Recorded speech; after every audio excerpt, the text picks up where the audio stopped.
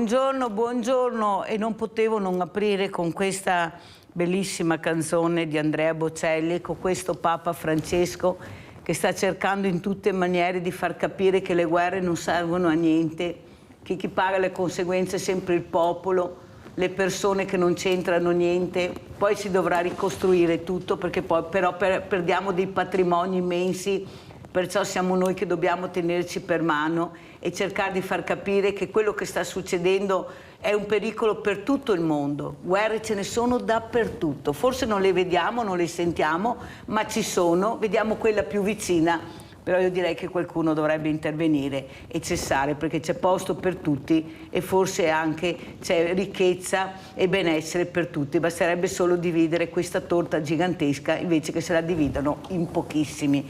Abbiamo i straricchi e abbiamo i strapoveri.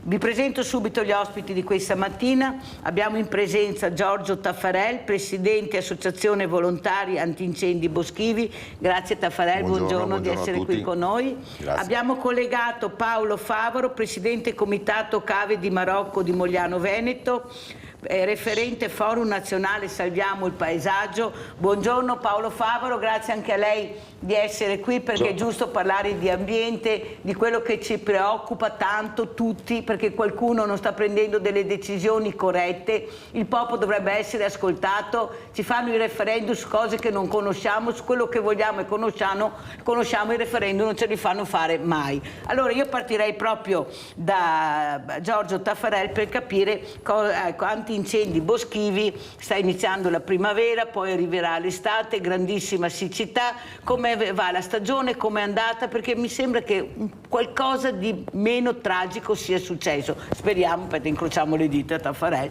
però almeno da quello che abbiamo visto e sentito in questi mesi, nonostante la siccità, qualcosa di buono, il buon senso dell'uomo forse c'è stato. Prego. C'è stato, sì.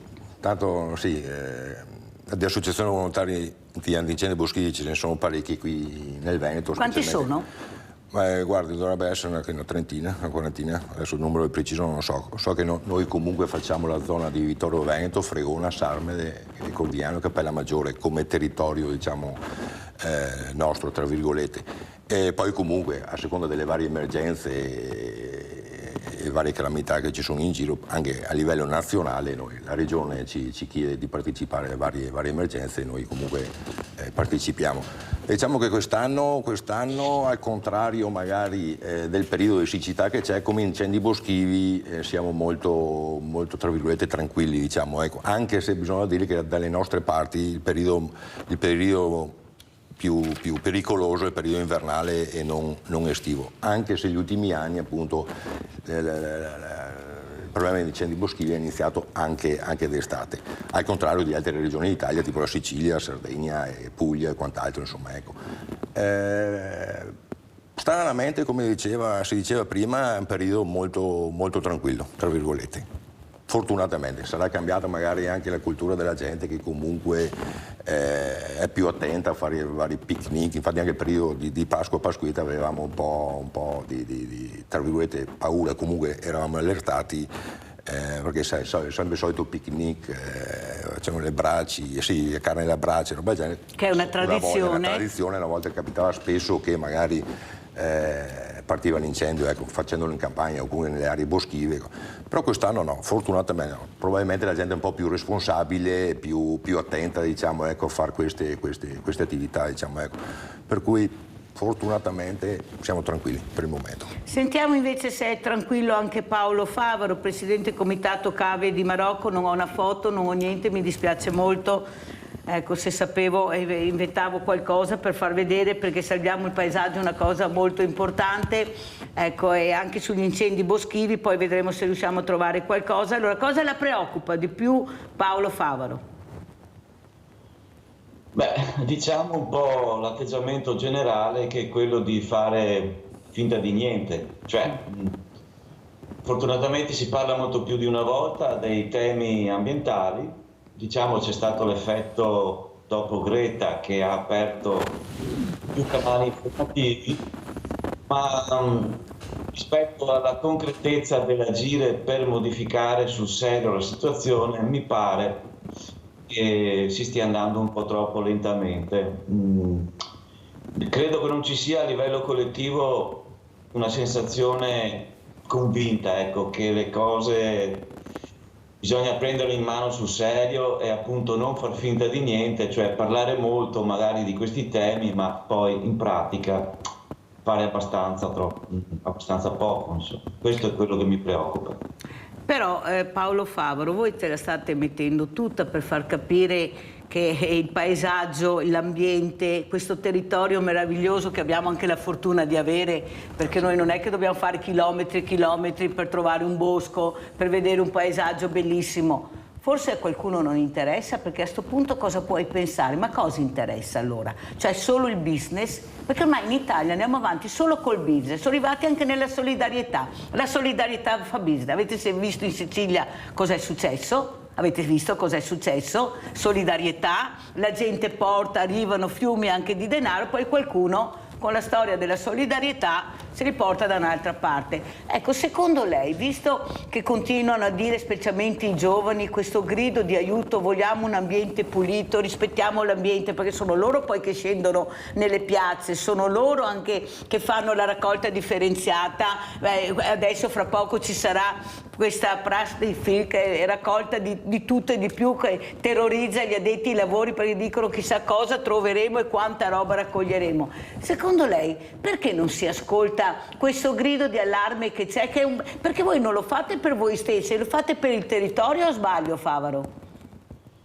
Vede, il problema è che siamo ancora abbastanza pochi a spingere in questa direzione, perché la maggioranza dell'opinione pubblica ha un atteggiamento sostanzialmente passivo, cioè si aspetta che qualcuno prenda delle decisioni, magari a livello individuale ci si comporta anche correttamente, ma la sensazione che abbiamo noi è che rispetto alla necessità e alle tempistiche per prevenire il futuro che si prevede poco piacevole dal punto di vista ambientale, forse anche noi veneti dovremmo agitarci, muoverci un po' di più, spingere un po' di più verso chi ci amministra per convincerlo di spingere a sua volta verso il governo nazionale e poi tutti assieme a livello europeo e mondiale per prendere delle decisioni serie che invertono in maniera decisa la rotta verso cui continuiamo ad andare. Vede, il Club di Roma aveva scritto i limiti dello sviluppo nel 1970-1972. Erano scienziati a livello internazionale, chiamati Club di Roma perché c'era un nostro industriale illuminato, Aurelio Peccei, che li convocò per dire: diteci voi scienziati della Terra che prospettive abbiamo continuando con questo tipo di sviluppo. E loro appunto scrissero questo testo fondamentale, i limiti dello sviluppo, che sono passati 52 anni, 50 dalla pubblicazione, ma solo adesso sembra che queste proposte che avevano lanciato gli scienziati allora stiano cominciando a essere prese sul serio, ma abbiamo perso 50 anni. Allora ricordiamo che oggi è la giornata della Terra. Quello che veramente rammarica, e lo dico anch'io e credo che anche Giorgio Taffarel sia condivida, perché qua stiamo parlando invece di associazioni di volontari invece che cercano di mettere le pezze dove la politica non le mette o non vuole metterle. Cercate veramente di fare il bene del territorio con questi controlli, con questa attenzione. Prima mi raccontava Taffarel che quando si va nel bosco si trova di tutto e di più, e di sicuro non è un bambino che porta un frigorifero o una bicicletta o una lavatrice. Cosa ci dice? Perché la giornata della Terra, la Terra è di tutti, non è che sia di qualcuno solo, cioè la Terra appartiene a tutti, c'è un unico cielo, non è che abbiamo il cielo diviso. Prego. Ma guardi, purtroppo l'educazione, anche se negli ultimi anni comunque le cose sinceramente vanno meglio, però comunque l'educazione deve ancora avvenire su tutti quanti. Però sì, diciamo nei nostri boschi purtroppo, ma come penso la realtà sia dappertutto, ci sono alcuni posti che veramente si trova il mondo. Infatti alcuni anni con i comuni, un comune del nostro territorio abbiamo collaborato per fare la pulizia, diciamo, ecco. Il mese scorso, 2 mesi fa, la stessa cosa, abbiamo fatto una giornata di pulizia del nostro territorio, di un comune, e quello che possiamo fare noi lo facciamo, diciamo. E ecco. cosa avete trovato? Di tutto. Di tutto, purtroppo sì, però comunque, come dicevo, rispetto a 15-20 anni fa la situazione sinceramente è un po' migliorata. Dobbiamo ancora migliorare, quello sì. Ma mi scusi Taffarel, qua vorrei sentire anche cosa ne pensa Paolo Favaro, visto che abbiamo la scienza, la tecnologia e la ricerca che ci danno dei mezzi per controllare che ci sono anche queste videotrappole, non è che si potrebbe investire di più su queste videotrappole, visto che siamo riusciti a prendere l'orsa, visto che siamo riusciti a prendere il pirata della strada, visto che riusciamo a scoprire gli ecovandoli, ecco, perché non si investe su questo? Perché noi vediamo degli investimenti che, ma cosa serve? Perché? Eppure si potrebbe fare qualcosa di più, perché quando lo pizzichi e cominci a toccare il portafoglio è molto diverso, molto diverso. Perché questi si comportano così, perché tanto sanno di farla franca, tanto chi mi vede, tanto che problemi ho, scarico quello che devo scaricare e me ne vado. Cosa dice Taffarel? Più fototrappole, videotrappole. Queste sono delle decisioni che noi come associazione, naturalmente ognuno può avere la sua idea e sicuramente sarebbero utili, però noi essendo un'associazione di volontariato, diciamo, ecco. Sì, ma sarebbero utili secondo lei? Ma potrebbero essere utili, sì, potrebbero essere utili. Però... Sentiamo anche Paolo Favaro cosa dice, questo territorio dilaniato purtroppo in varie zone. Guardi, fondamentale resta l'educazione, lo diciamo da sempre, che comincia dalle scuole. Devo confermare quello che dice il signor Taffarel. Io frequento da anni anche le zone di Taffarel, che sono più belle di quelle dove abito io, e c'è stato un miglioramento, devo dirlo, dagli anni 70 in poi. I sentieri in montagna, nella mezza montagna, nelle nostre prealpi, dove si va insomma abitualmente, c'è stato un netto miglioramento. La situazione era veramente disastrosa negli anni 70-80. Purtroppo rimane una diffusa, maleducazione, perché noi quando siamo andati a pulire l'anno scorso un pezzo del nostro territorio, abbiamo trovato delle cose incredibili, cioè a fianco delle strade, nei fossati che ancora ci sono a fianco delle strade, si butta di tutto e di più. Poi magari su 100 persone sono 5 o 10 che hanno questo tipo di atteggiamento, ma questi 5 o 10 fanno delle cose.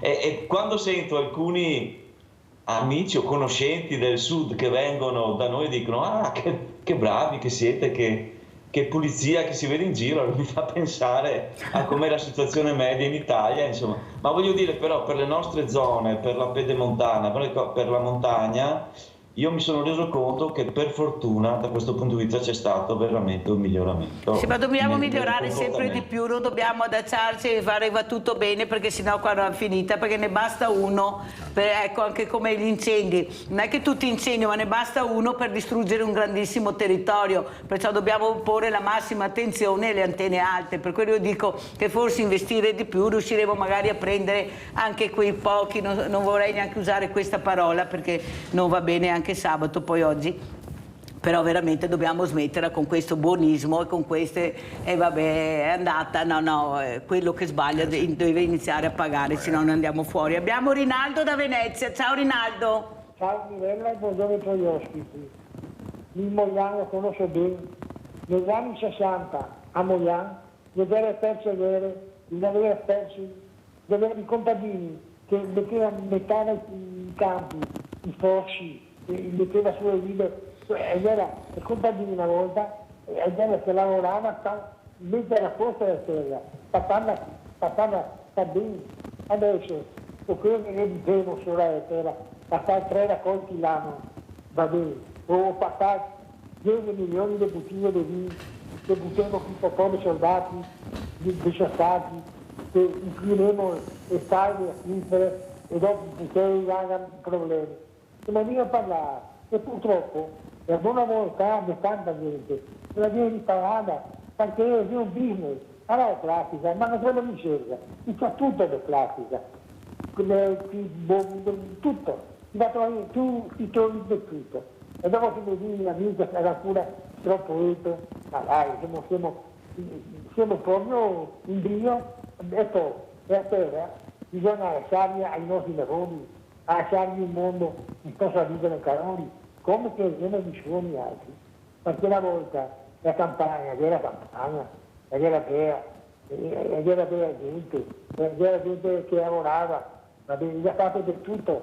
Adesso basta lasciare male, che alla fine livello. Ma quanto ti permetti di fare la cosa, i politici non le danno anche a vada, perché è il discorso. E dopo qui sei e fa tutto, no? Fabbriche e tutto. E tutte quelle fabbriche, tutte cose, perché fa rifiuti, no? Tutto questo in fabbrica. Una carta che poi è la carta, è il sacchetto, è il cartone, manca un cartone dentro, fa 5-6 copertine. Una volta che avevi comprato il praline, che le davi il sacchetto.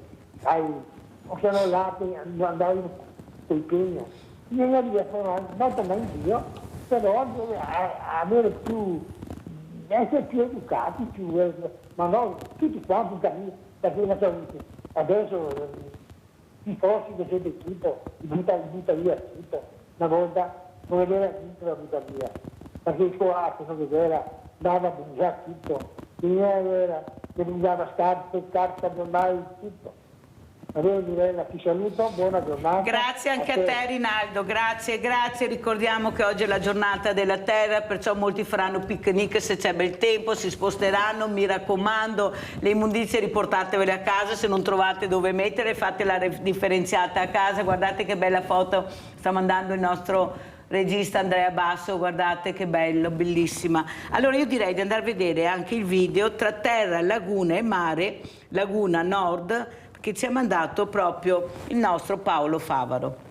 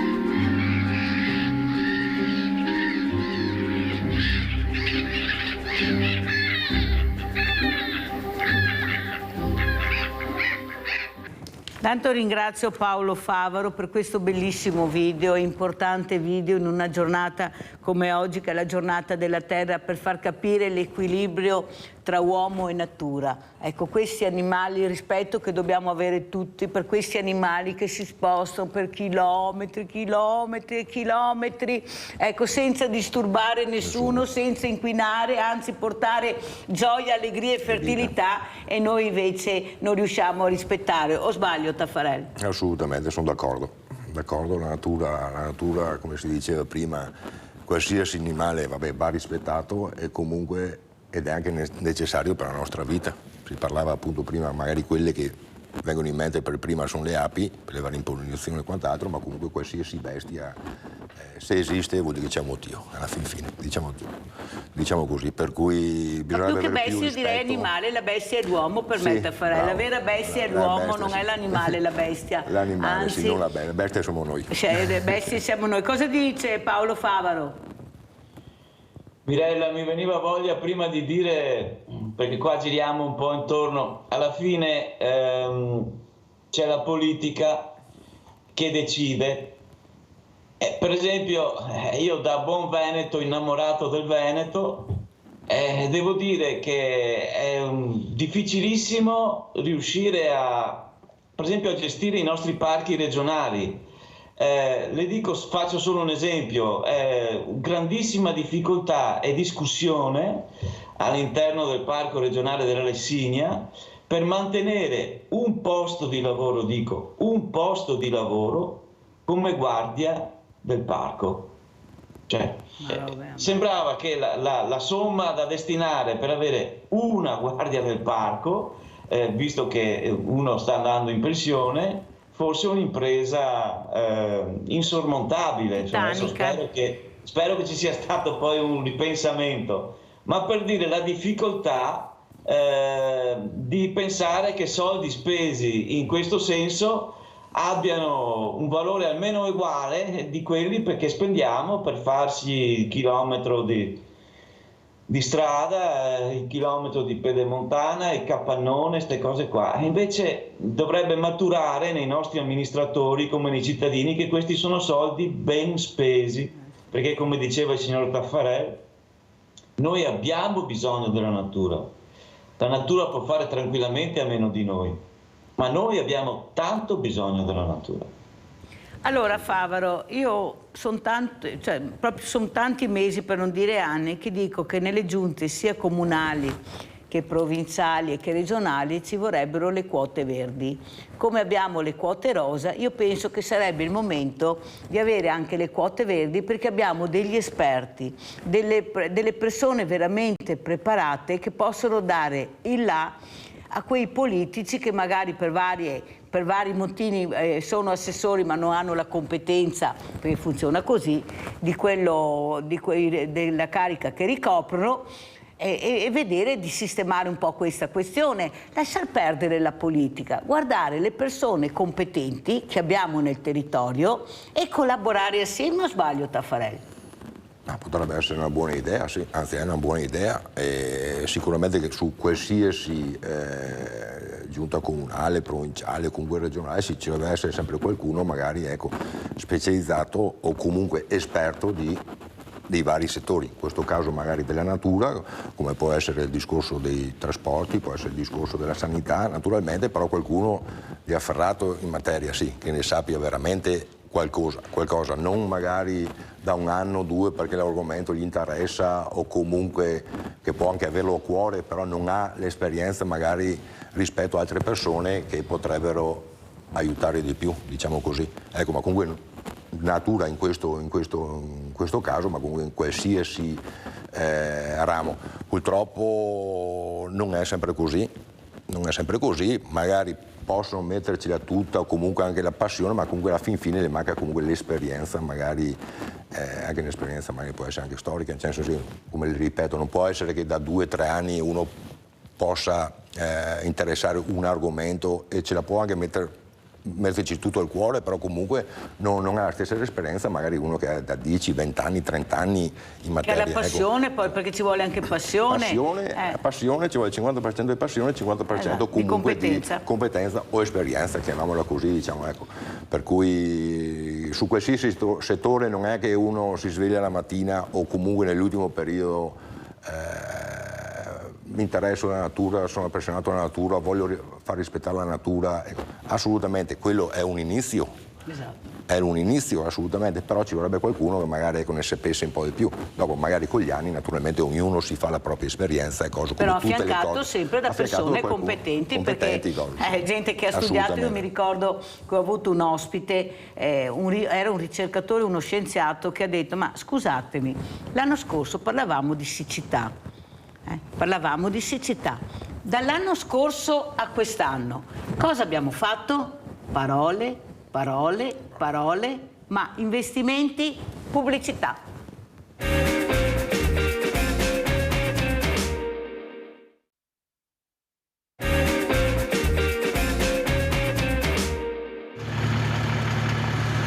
L'allarme è stato lanciato appena le fiamme, arrivate fino a 20 metri d'altezza, si sono viste a chilometri di distanza.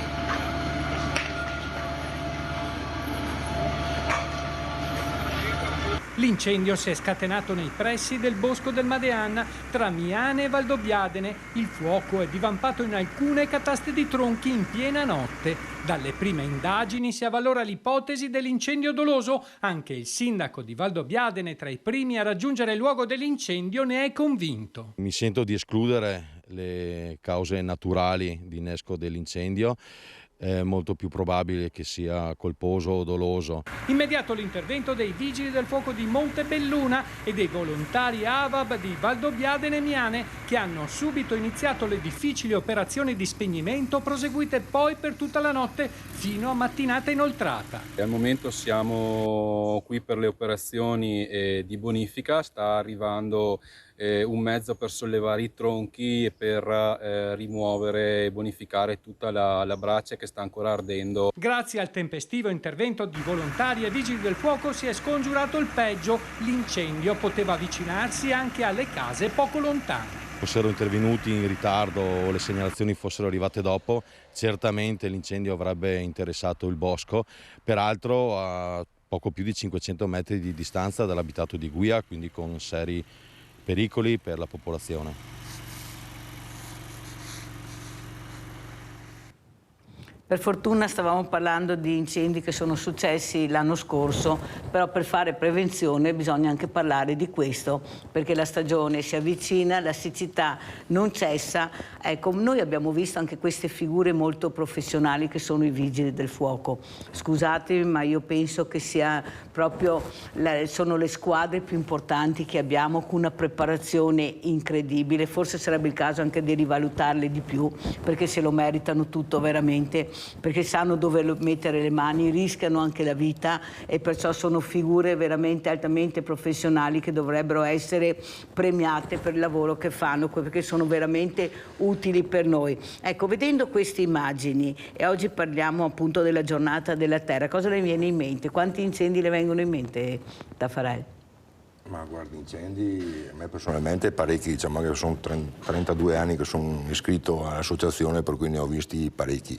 Ho partecipato anche l'anno scorso a Missione in Sicilia, anni fa in Liguria, sempre per il discorso degli incendi boschivi, e comunque oltre a tutti gli incendi che abbiamo fatto sul nostro territorio. Fortunatamente, come si diceva prima, gli ultimi anni sono anni tranquilli, tra virgolette. L'intervento l'abbiamo fatto 2-3 settimane fa, ma piccolo per fortuna, e altri diciamo molto più grossi. Ad esempio, mentre nel nostro territorio 10 anni fa, nel 2012, era il 20-21 gennaio del 2012, abbiamo fatto 3 giorni nel Monte Pizzocca, ad esempio. Lì era una zona che comunque si arrivava solo a piedi, o comunque il giorno dopo con l'ausilio l'aiuto dell'elicottero della regione, e lì avevamo operato 3 giorni. Come altri interventi magari più piccoli, ma comunque sempre comunque impegnativi.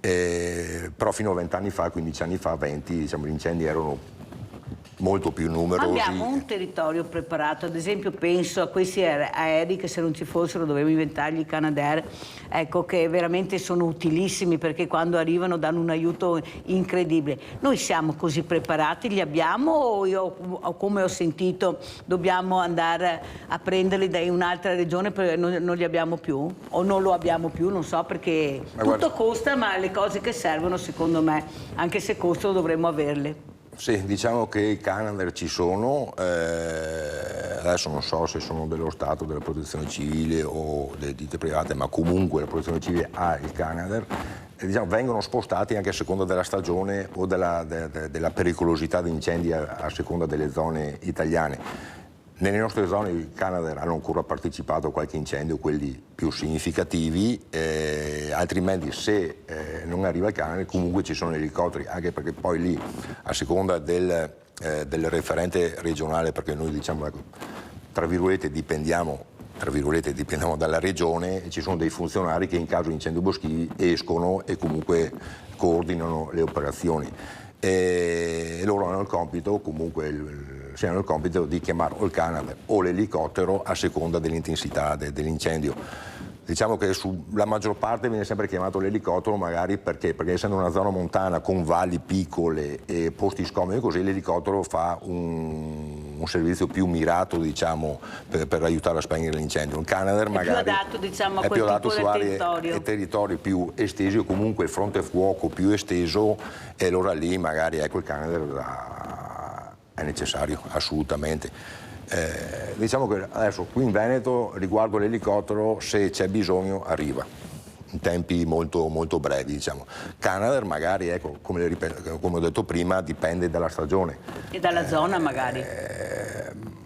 ma guarda, sì, dalla zona naturalmente dove è interessato l'incendio, perché se l'incendio ha un fronte fuoco lungo allora va bene il Canadair, perché comunque fa sta fascia di acqua o di ritardante con sta schiuma, chiamiamola schiuma, che comunque cosa, e allora fa un buon lavoro. Se magari c'è un incendio che può essere dentro su anche 2 o 3 valli o sui crostoni, naturalmente va meglio l'elicottero perché fa un lavoro più preciso, diciamo così, ecco. Per cui ecco, quello è tutto viene deciso dal coordinatore o dirigente regionale che è in loco in caso di bisogno. Naturalmente ecco, dipende anche dalle zone, ma naturalmente, come dicevo prima, l'ultimo incendio grosso che abbiamo avuto nella nostra zona è stato nel Monte Pizzoc, lì c'erano dei sentieri, non c'erano strade, perché il problema grosso dalle nostre parti, anche nelle zone montane, è arrivarci, per cui o ci si arriva a piedi con un'ora e un'ora e mezza di cammino, ma quando dopo un'ora e un'ora e mezza di cammino con tutta l'attrezzatura non ce la fai più fisicamente. Comunque ci portavano, è arrivato l'elicottero, ha portato un paio di squadre proprio lì in loco e con tutte le attrezzature poi lì si è iniziato a operare. Ecco, per cui su altri incendi, magari come l'ultimo che abbiamo avuto 2 o 3 settimane fa, siamo arrivati lì con i mezzi comodo, tra virgolette, e siamo riusciti a gestirlo in maniera molto, molto veloce, per fortuna. Ma se arriva meglio è praticamente. Tante volte arrivare in pochi 5 secondi minuti il fuoco prima, è terribile. Arrivare 5 minuti prima o anche 1 minuto prima, tante volte vuol dire lavorare 3, 4, 5 ore in meno. Allora, visto che abbiamo parlato di fuoco e per fare fuoco ci vuole la legna, andiamo a vedere questa nostra telespettatrice che ha chiamato ieri la nostra Nadia, invece che lei è stata truffata proprio con la legna e per la legna. Andiamo a sentire e a vedere il servizio. Signora Nadia, ci fa vedere queste legne? Queste sono le legne che avevo ordinato. Ma perché le tiene ancora coperte? Per la pioggia ieri. Ma anche perché dà fastidio. Ogni volta che vengo fuori mi dà un ripugno. Il ripugno perché le ricordano a ogni momento la truffa che ha subito, perché questi tronchi spaccati li ha pagati quasi fossero dei lingotti d'oro. Perché ho pagato 850 euro per 67 quintali di legna e adesso mi trovo con queste che non sono 67 quintali. Ad occhio i quintali saranno non più di una decina, quindi al posto dei 13 euro pattuiti per ogni quintale la signora Nadia ha sborsato ben 85 euro, una truffa partita da un annuncio su Facebook. E la sede mi diceva che c'era qua a Casale. Io ho ordinato questa legna. Quando ho visto il camioncino entrare al cancello, mi sono fatta una domanda. Questi non sono 50 quintali. Io ho pagato tutti i tagli da 50 euro. Tutto in contanti? Tutto in contanti. E le chiedo, ma neanche una ricevuta?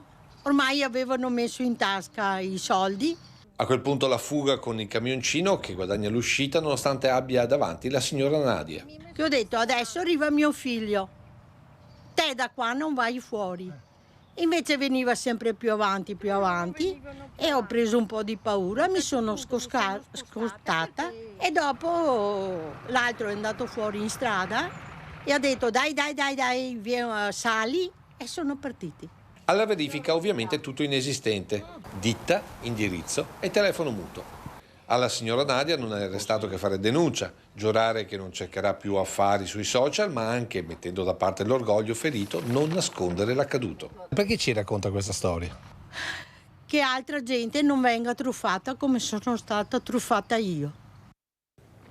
Ecco, intanto ringrazio sempre Nadia per la caparbietà, per fortuna siamo riusciti a convincere, ed è andata a fare la denuncia perché la prima non era andata bene, la seconda invece è andata in porto, perciò c'è questa denuncia, non si sa mai, chissà che magari non vengono anche individuati, e bisogna sempre avere la denuncia, se no non vai da nessuna parte, non si sa mai. Brava Nadia, complimenti, perché veramente ogni giorno dietro l'angolo c'è un nemico per la truffa. Ecco, quanti quintali secondo lei Taffarella hanno scaricato che le vedeva la legna? No, dai 10 ai 15. Mamma mia, avete sentito? Ecco, come sente Paolo Favaro queste truffe continue, questi diversamente giovani che invece stanno cercando di dare un contributo al territorio, perché Nadia veramente abita su uno dei posti più belli che abbiamo a Treviso, che è la Restera, e lei quando c'è qualcosa che non va lo segnala, perciò Nadia bisogna premiarla per questa educazione civica anche che ha. Cosa dice Favaro? Beh, succede che dei cittadini telefonino al sottoscritto credendo che io possa fare qualcosa per segnalare che quel campo ha uno strano colore arancione. Allora ho detto, guardate che il sindaco, interpellato per queste situazioni diffuse, consiglia ai cittadini a telefonare all'ufficio ambiente. L'ufficio ambiente dovrebbe incaricare i vigili urbani per andare sul posto e verificare. Qui bisognerebbe, tornando al discorso di prima, che nei comuni ci fossero figure specialistiche in grado di controllare effettivamente l'uso del territorio. Ahimè, per esempio, la figura del botanico, del naturalista, di queste cose qua, di solito non fanno parte dello staff tecnico dei comuni. C'è l'architetto, il geometra. Ultimamente, per fortuna, qualche laureato in scienze ambientali comincia ad apparire qua e là, ma è importantissimo, il termine truffa è generale, ma chi per esempio approfitta in maniera assurda di pesticidi, erbicidi e quant'altro sulla nostra terra, per esempio, magari usando anche cose che sono già messe fuori legge, il cittadino attento, l'incarico è quello non di telefonare all'amico che conosci perché è un po' ambientalista, e ci sono le amministrazioni, vai all'amministrazione, vai dai vigili, vai dai carabinieri, e so che è una rottura di scatole, però insomma se non si fanno queste azioni poi nessuno controlla, e dai rifiuti al resto ognuno la fa sempre franca, insomma. Adesso io vorrei parlare anche di giovani, perché abbiamo sentito Taffarè, questa associazione di volontari antincendi boschivi. Voi avete giovani in questa associazione di volontariato, anche da voi mancano i giovani? No, guarda, fortunatamente negli ultimi 2 anni, contrario magari della realtà in generale, naturalmente, la realtà che c'è in giro, abbiamo alcuni giovani molto volenterosi. L'ultimo è entrato a 16 anni. Che bella, sapete che bei messaggi questa mattina. 16 anni, altrimenti sono 5, 6 ultimamente arrivati dai 19 ai 22 anni.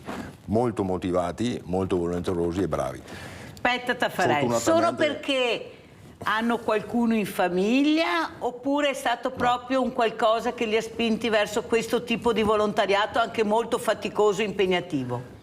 Ma faticoso e impegnativo sì, però diciamo che è un po' particolare la nostra associazione perché magari non si fa, diciamo che l'80-90% della nostra attività non è programmata, ma si lavora tutto in emergenza, per cui può essere l'incendio boschivo, come l'emergenza alluvione, quant'altro, noi lavoriamo.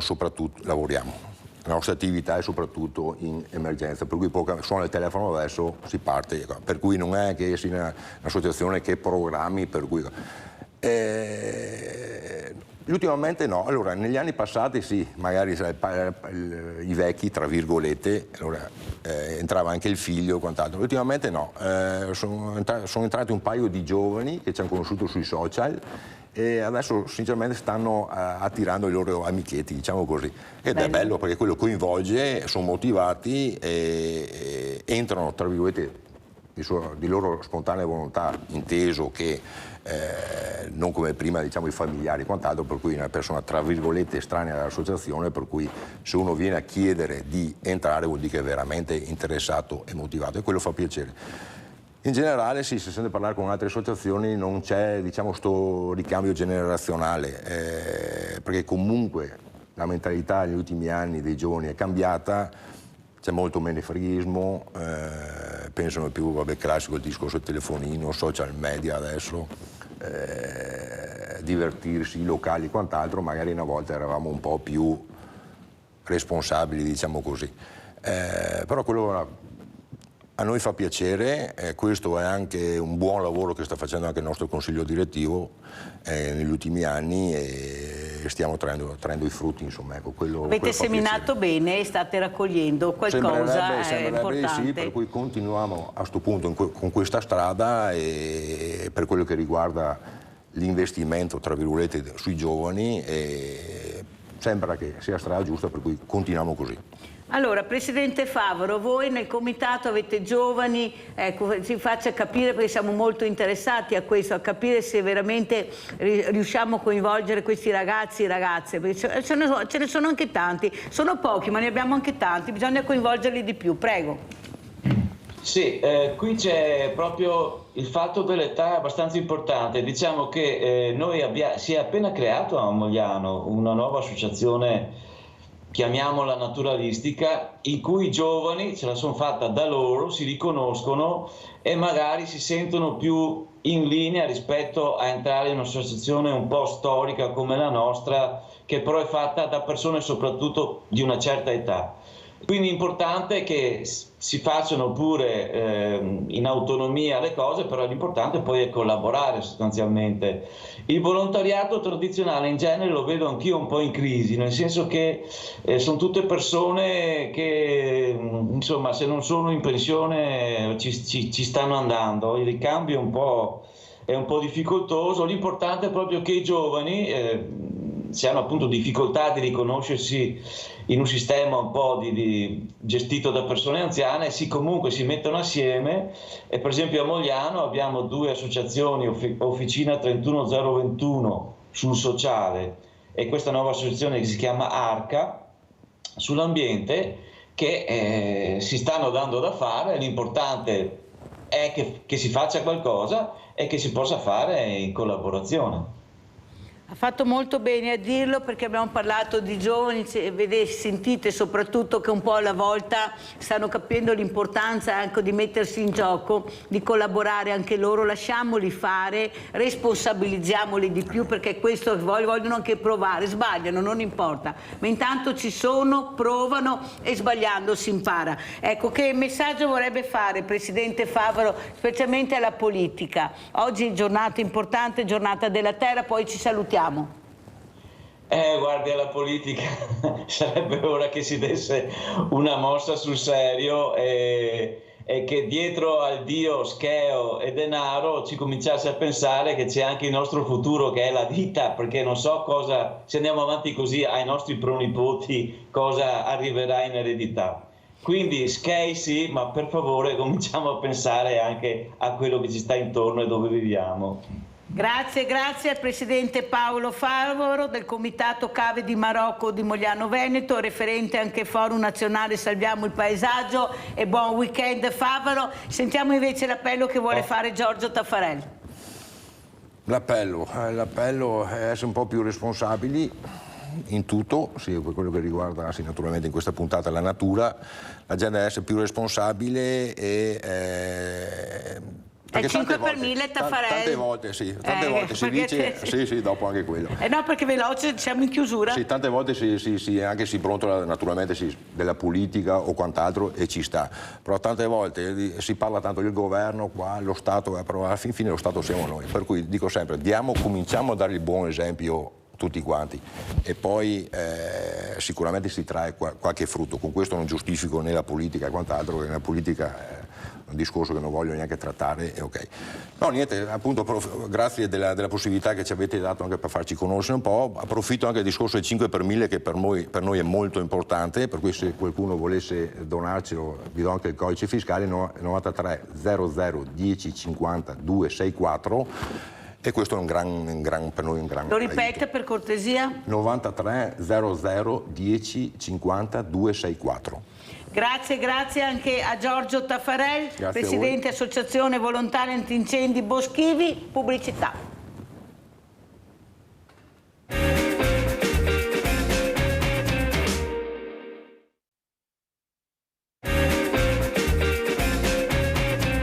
E vi presento altri graditissimi ospiti. Abbiamo in presenza Andrea Sirena, Presidente Scherma Treviso. È veramente importante perché parleremo di sport serio, vero, impegnativo, assieme a Si Presenti.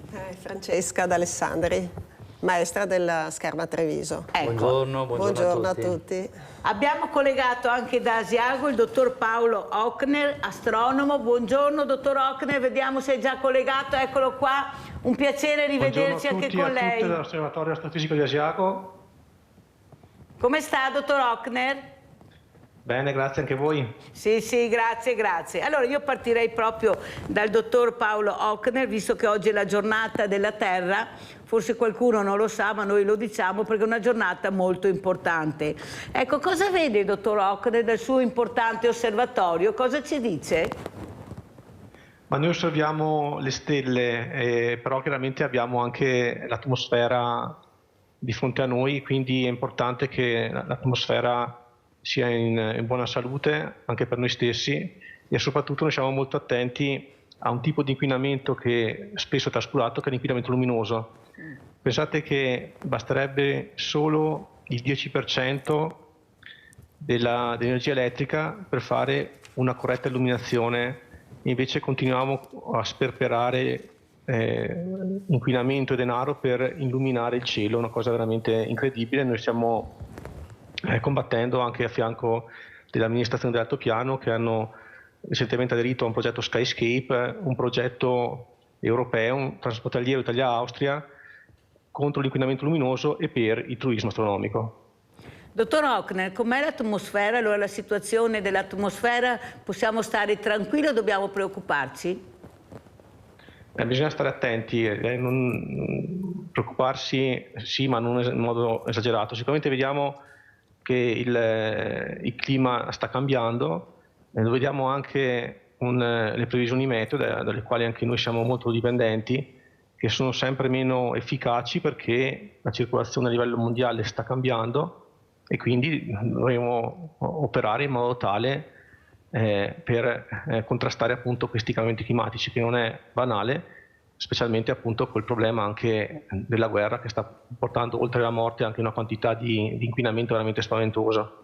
Ecco, di questo se ne parla molto poco, invece a parte una guerra, abbiamo diverse guerre nel mondo, non solo una guerra. Certo. Ecco, cosa vi preoccupa più di queste armi chimiche? Proprio ci sente parlare anche di armi nucleari, tutti i giorni. Ecco, cosa ci si aspetta? Perché veramente nessuno dice niente, non c'è trasparenza, non c'è informazione, ma tutti i giorni cosa succederà all'atmosfera?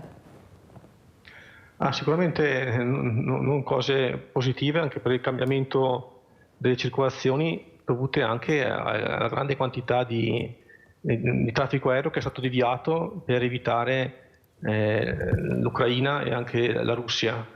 E poi abbiamo anche sempre l'incombenza appunto del pericolo nucleare. Speriamo che sia solo un allupo al lupo al momento, perché veramente sarebbe un disastro.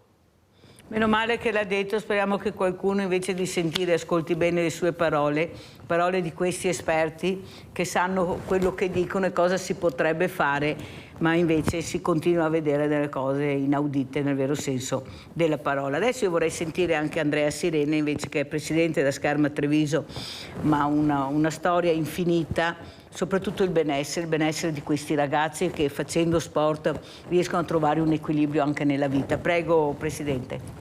Questo è importantissimo perché lo sport ti insegna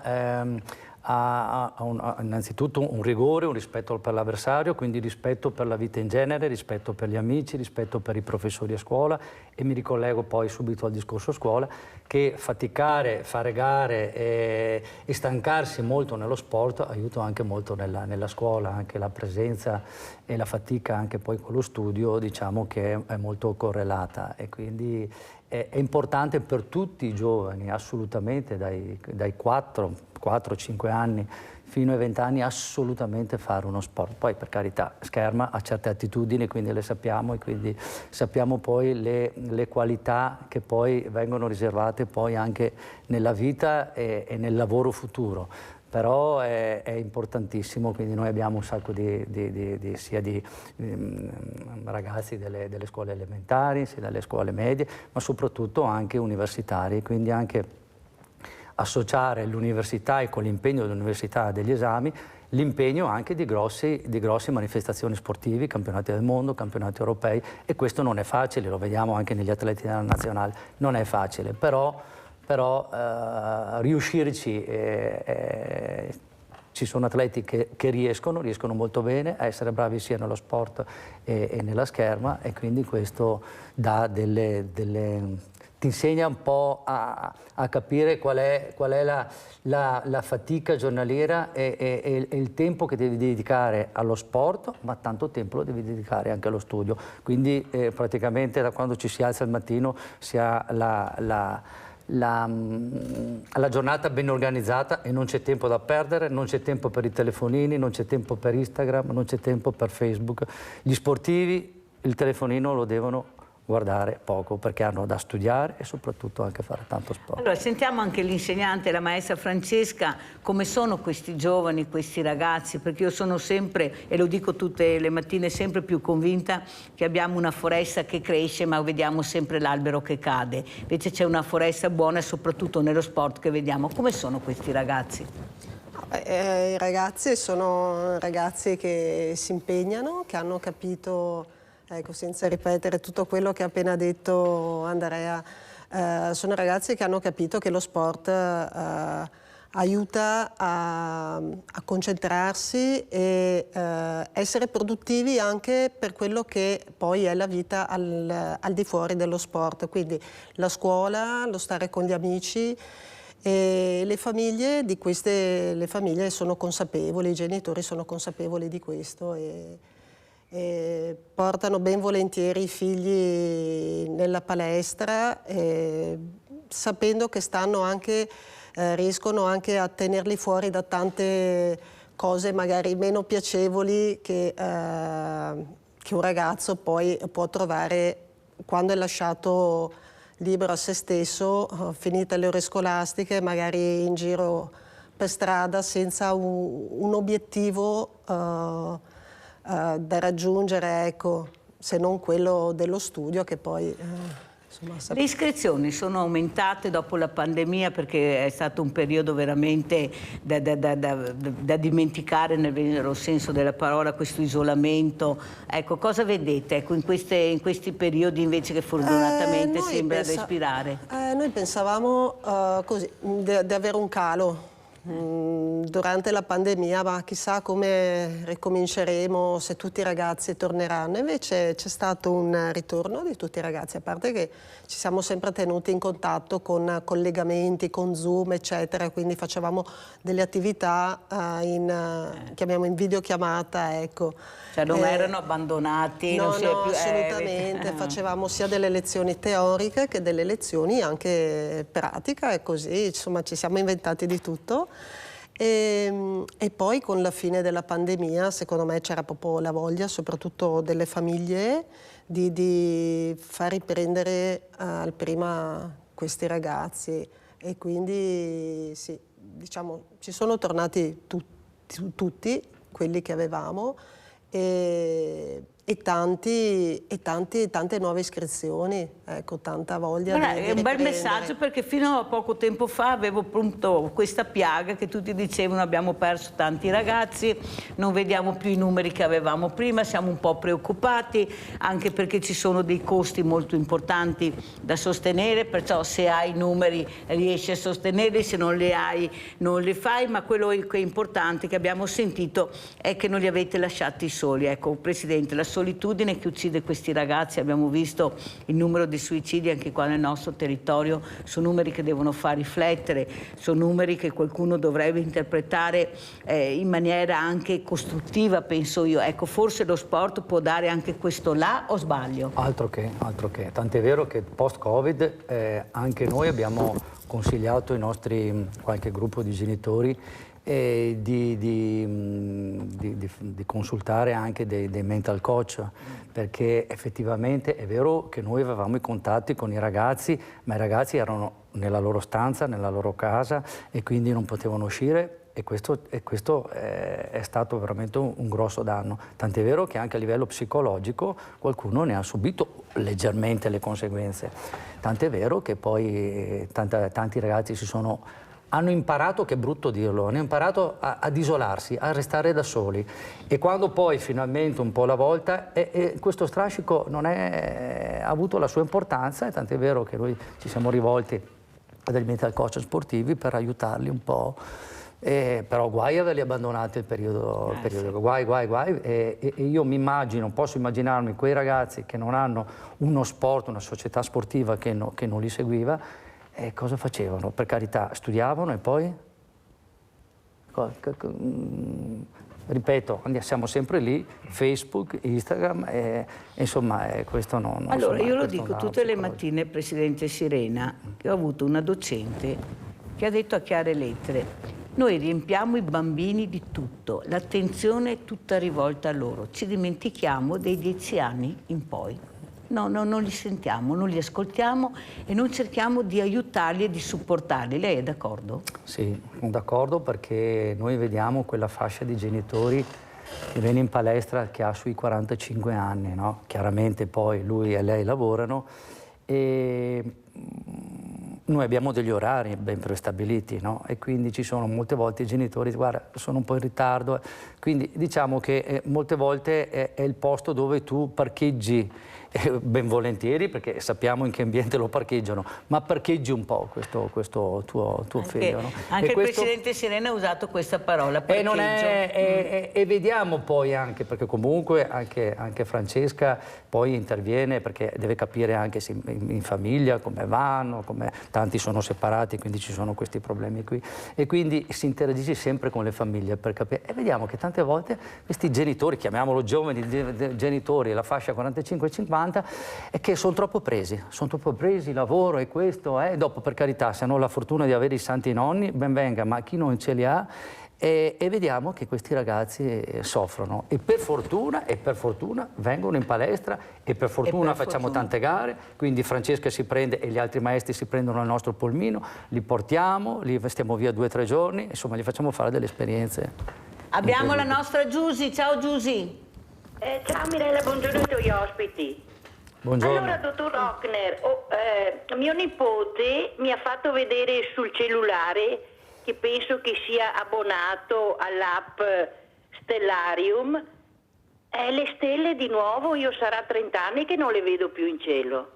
Mi ha fatto vedere una cosa meravigliosa, e anche Marte, Venere, mi ha fatto vedere quelle cose lì meravigliose. Si vede che è abbonato con voi, insomma, con Stellarium, mi sembra che si chiami. Poi Mirella, volevo dirti una cosa stamattina. Le ho detto alla Nadia, adesso devi uscire con la penna biro in tasca, perché sai che devi fare autografi. Si è messa a ridere. Vi ringrazio. Brava Giusy, così l'hai tirata un po' su di morale la nostra Nadia, poveretta. Allora, dottor Rockner, intanto vediamo anche le immagini e le foto che ci ha mandato. Eccole qua. Come commenta la telefonata della Giusy? Allora, mi fa piacere che ci sia questo avvicinamento all'astronomia, poi i giovani appunto sapendo smanettare per bene con le app sanno anche non solo scaricare stupidaggini, ma anche, come in questo caso, scaricare qualcosa di importante come è l'app Stellarium, che è stata fatta a Strasburgo. È un'app gratuita che potete scaricare anche sul vostro cellulare, sul computer, che vi permette di riprodurre il cielo in qualsiasi luogo del mondo, in qualsiasi momento del dia e della notte, quindi potete capire cosa state guardando anche durante la notte. Ad esempio queste serate vi consiglio di osservare Venere, che è bellissima, verso ovest. Magari il mese scorso avete visto anche l'avvicinamento apparente tra Giove e Venere. Quello che sarebbe importante però è riuscire a riappropriarci del cielo, perché dobbiamo aiutarci con queste app, perché si vedono sempre meno stelle, quindi è sempre più difficile riuscire a orientarsi in cielo e quindi a vedere bene le costellazioni. E quindi speriamo appunto che pian pianino, io punto moltissimo sui giovani per questo, perché veramente far capire a molti adulti che la luce va fatta in giù è veramente difficile. Lo trovo più semplice con i bistrattati giovani, che secondo me sono molto attenti su questi argomenti. Fra l'altro noi qua ne abbiamo veramente tanti. Settimana scorsa avevamo un gruppo dell'Università di Innsbruck, questa settimana ho ancora qui alcuni nostri studenti dell'Università di Padova, uno studente della Partenope di Napoli. Settimana prossima avrò qui tantissimi ragazzi delle scuole medie e superiori, anche delle elementari, qualche volta arrivano anche scuole materne, quindi qua c'è proprio un bel giro con l'osservatorio di giovani che vedo sempre più informati di astronomia. Non era come ai miei tempi che c'erano un paio di riviste, quindi si aspettava l'inizio del mese per avere la rivista. Adesso chi è in grado di informarsi bene, perché un 1% di buono c'è anche su internet, bisogna andare a cercarlo. Vedo che molti sono informatissimi, cose che ai miei tempi era impossibile. Intanto mi fa piacere che dica questo, perché io dico quasi tutte le mattine che abbiamo questa foresta meravigliosa che cresce, che sono i nostri giovani, che sono preparati, veramente hanno una competenza a volte che noi non immaginiamo neppure, si interessano, ecco, sono intrigati, ecco, bisogna conoscerli, ascoltarli forse un po' di più. Un'altra cosa, dottor Hochner, lei l'ultima volta che è stato ospite si parlava anche della luce e dei colori, questi colori meravigliosi che riusciamo a vedere, i rosa, il giallo, l'azzurro e il verde, e lei spiegava l'importanza dei colori e come mai ci sono questi colori. Prego, dottor Hochner. Sì, dai colori noi riusciamo a ricavare moltissime informazioni: temperatura, composizione chimica, velocità degli astri. Infatti qui ad Asiago facciamo la spettroscopia, noi scomponiamo la luce bianca nei suoi componenti in milioni di colori, che noi chiamiamo lunghezze d'onda, per capire cosa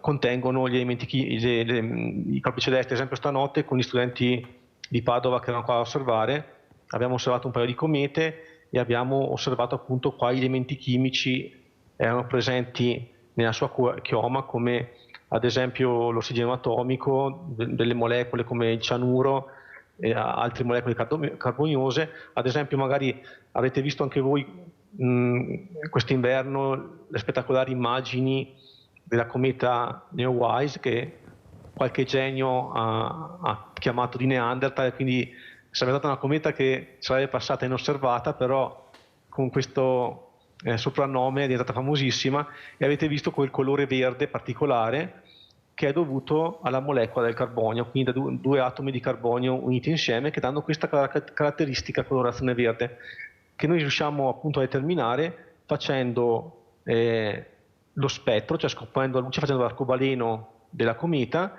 e vedendo quale tipo di verde è tra i milioni di verdi che possiamo separare qui in osservatorio. Milioni di verdi? E di rossi e di blu. La luce può essere scomposta in tantissime componenti e dopo, in base a quello che si osserva in laboratorio possiamo ricreare questi colori e quindi andare a vedere a quali elementi chimici corrispondono. Questo è fatto ancora ad Heidelberg a metà 800, quando Kirchhoff e Bunsen riuscirono ad esempio a capire che nel Sole c'era idrogeno, confrontando i colori che producevano in laboratorio con quelli che vedevano nel Sole. Grazie, grazie, quante cose riusciamo a capire e imparare quando abbiamo ospite il dottor Ocknes. Una cosa poi che intriga molti di noi, ecco, è molto importante sentire anche parlare di questi milioni di blu, di rossi, chi lo avrebbe mai saputo, ecco, se non sei interessato. Allora andiamo a vedere invece, anche per passare al nostro presidente Sirena, invece questo video del progetto Scherma Treviso, poi lo commentiamo.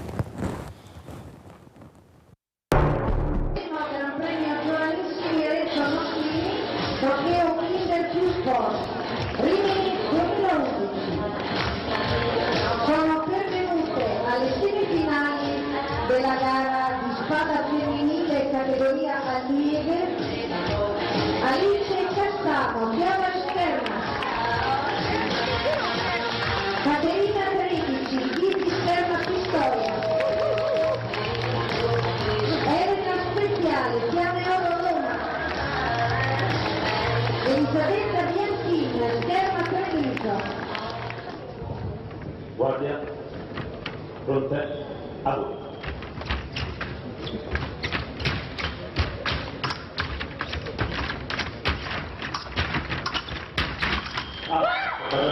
Uno solo passo indietro. Passo l'una. Un solo passo indietro e poi tiro. Guardia, pronte, a voi. Vai dentro, stai lì.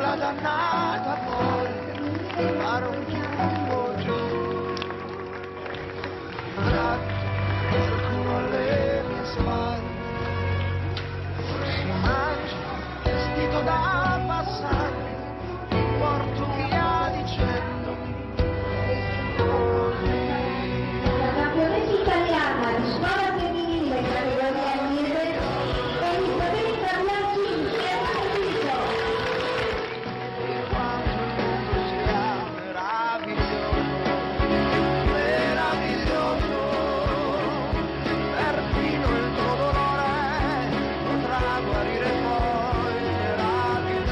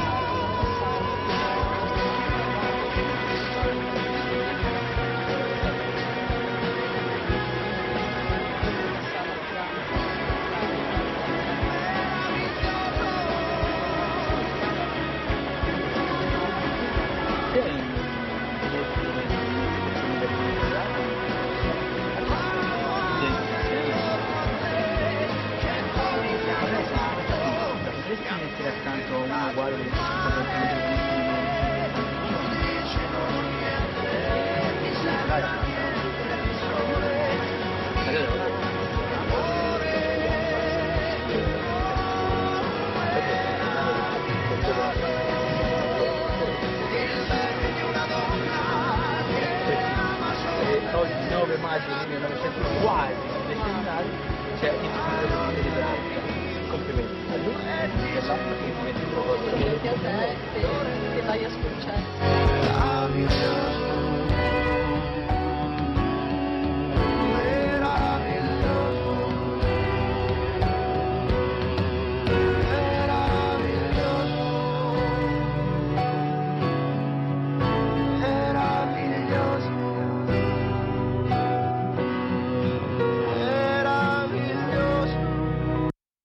Si parlava di colori col dottor Hochner, anche lei Francesca quanti colori vedrà? Il rosso dalla vergogna, magari di non aver fatto bene, il verde dalla rabbia, la speranza, quanti colori vedete anche voi in questi ragazzi e ragazze e soprattutto ecco la diversità. Beh no dai, vergogna no. Dai. Mai?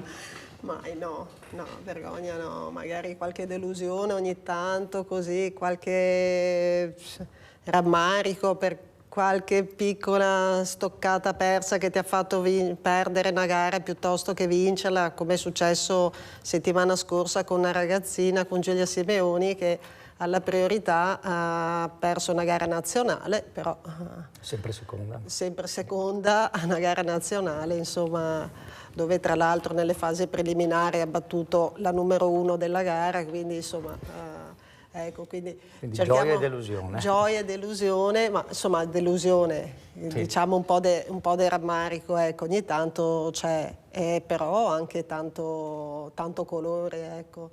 Tanta gioia. Tanta gioia, sì. Comunque quando hai ragazzi che ti entrano in palestra e partecipano alle gare e hanno l'entusiasmo, c'è l'entusiasmo delle famiglie, è sempre un piacere seguirli negli allenamenti e seguirli anche nelle competizioni che comunque ci portano ad essere fuori quasi tutti i weekend dell'anno.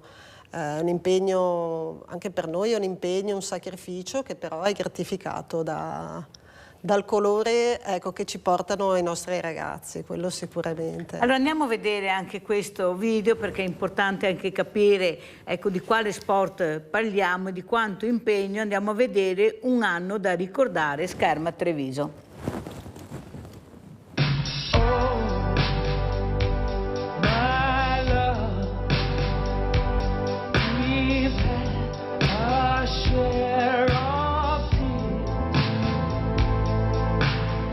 Oh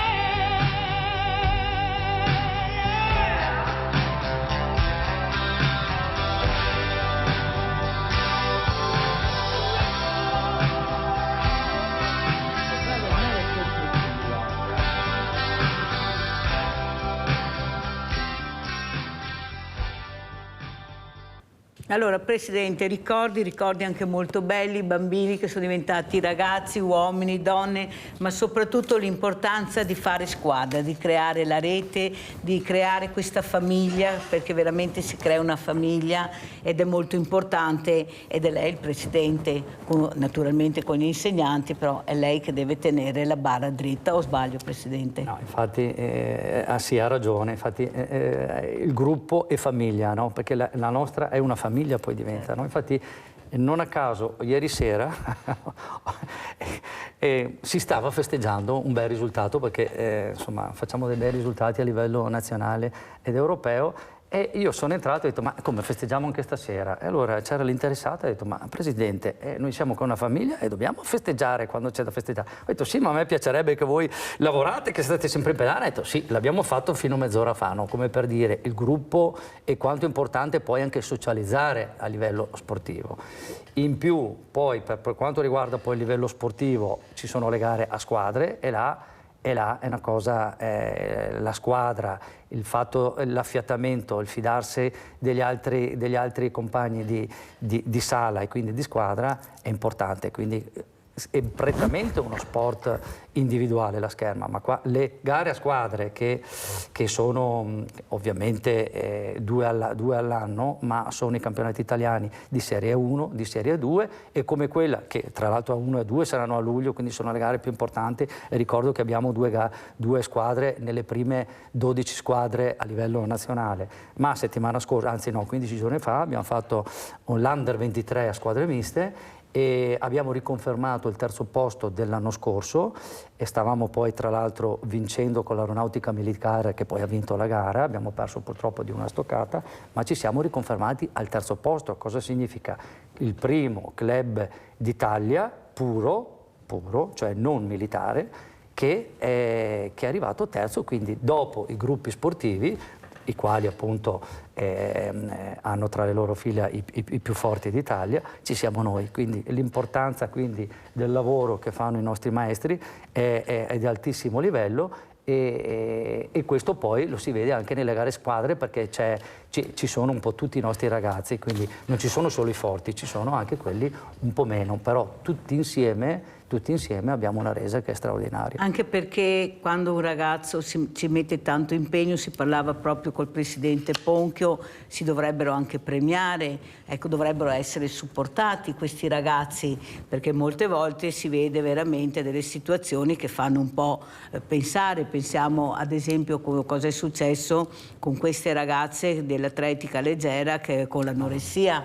Ecco, abbiamo sentito questi insegnanti delle volte che veramente tutti quanti lavorano con la loro testa, però poi devono capire che hanno questi ragazzi che diventano anche fragili, perché se non li premi e non gli fa fare il percorso che dovrebbero fare e meritare, capite bene che non è che si va avanti tanto, e questo è compito degli insegnanti, ecco, portarli avanti nel modo adeguato. Insegnante, questo mi rivolgo a Francesca, e premiare quelli che meritano, farli, incoraggiarli, perché veramente si fa fatica poi a una certa età, perché stanno ancora crescendo, non sono proprio, ecco, vedere magari che va avanti qualcun altro al posto tuo, questo dà fastidio, ma lo vediamo nello sport, l'ha detto anche Ponchio qua, purtroppo qualcuno si li tiene sempre in casa perché fa bene al nome della squadra, l'ha detto il Presidente Ponchio qui davanti alle telecamere. Questo dice non va bene, bisognerebbe, ecco, fare un passo più in là. Lei cosa dice, insegnante? Io sono... Sì, purtroppo insomma, nello sport c'è chi vince e c'è chi perde, cioè non è che da là se ne va fuori, però è giusto anche chi vince, l'atleta che vince e il lavoro che fa l'atleta che vince. Dietro c'è il lavoro sì degli insegnanti, delle famiglie, ma anche dei compagni di sala, anche quelli meno forti, e sì, che è giusto gratificare. Adesso come gratificarli? Facendoli sentire parte della sala, dando importanza anche a questi elementi che non raggiungono, magari hanno dei sogni, non riescono a raggiungere completamente i loro sogni, magari creando degli obiettivi che possano essere raggiungibili per loro e comunque cercare sempre di trovare la gratificazione, la parola giusta, perché farli sentire parte della famiglia. E questo è importante. Oltre alla famiglia anche dare questa opportunità di arrivare ad alti livelli, ecco, voi siete importanti, siete quelli che decidete poi alla fine chi va e chi non va. Beh, diciamo che sono i risultati un po' che decidono. Noi facciamo del nostro meglio affinché chi ha il talento cerchi di sfruttarlo al massimo e tirarlo fuori al massimo per raggiungere quello, diciamo, è il massimo obiettivo raggiungibile, ma così anche per quello meno forte si cerca di merito, il famoso merito. Sì, trovare anche quel qualcosa che lo gratifichi, che la gara non sia sempre un elemento di delusione quando va male, ma anche un qualcosa che lo sproni a lavorare di più per raggiungere gli obiettivi. Allora sentiamo anche il dottor Ockne, la meritocrazia, ecco, nelle scuole ma soprattutto nel lavoro, ecco, cosa dicono questi giovani che lei veramente è riuscito a intrigarli con queste nuove passioni, con questi nuovi strumenti che loro amano, che imparano subito, poi oltretutto perché hanno una mente elastica incredibile. Prego dottor Ockne, dopo aver sentito le parole sia del presidente Serena che dell'insegnante. Gli studenti dell'Università di Padova che vengono qua ad Asiago, io cerco di insegnargli a fare gruppo, a lavorare insieme, perché secondo me in generale nel mondo accademico c'è troppa competizione e questo ha portato dei problemi anche all'Università di Padova, come avrete sentito. Quindi prima di tutto appunto fare gruppo, come diceva l'insegnante, appunto fare sala, in modo tale che tutti si sentano coinvolti e ricordarsi sempre che l'unione fa la forza, perché invece ad esempio a me non piace per niente l'andazzo che c'è negli Stati Uniti, dove c'è una competizione enorme e gli studenti vengono messi uno contro l'altro. Questo credo sia estremamente grave. Senta dottor Ockner, cos'è che intriga di più questi ragazzi che vengono da lei? Cos'è che veramente li fa meditare, pensare, intrigare? Cos'è che proprio la curiosità dove arriva? Ma nell'astronomia per fortuna ci sono tanti modi per appassionarsi, perché ci sono tantissimi argomenti. Ad esempio i ragazzi sono appassionati per gli astrorazzi, un'attività che facciamo qua in osservatorio in collaborazione con BT Research. Gli facciamo costruire un piccolo razzo che viene sparato dai prati qua dell'osservatorio verso 50 metri, poi scende col paracadute, e quindi diciamo, c'è anche la componente di astronautica. Poi vedo anche appunto che sono molto appassionati riguardo alle missioni spaziali e poi per i corpi celesti più classici, ad esempio le comete. Ecco, aspettavo questo perché noi interessano le comete, queste comete che nell'immaginario sono una cosa completamente diversa da quella che ci ha spiegato lei. O sbaglio, dottor Ockner? Per fortuna che ce l'ha anche spiegato, però la cometa affascina sempre.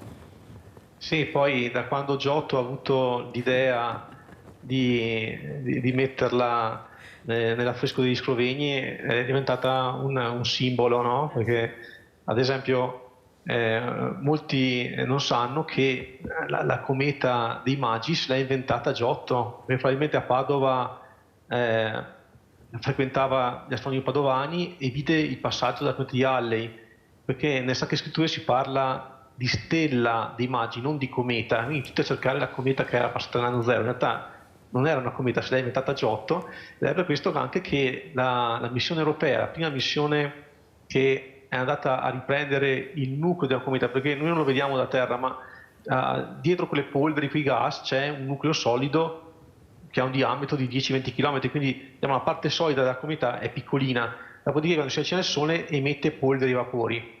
E quindi per vedere il nucleo fu mandata nell'86 una sonda spaziale, un progetto europeo con un forte contributo padovano, in particolare del gruppo che sono Pieri, per rilevarla, e fu chiamata appunto Giotto in onore dell'artista.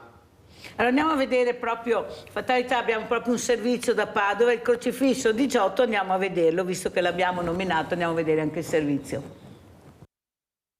L'itinerario della Urbs Picta oggi si arricchisce di una sala che è in sintonia con questa storia.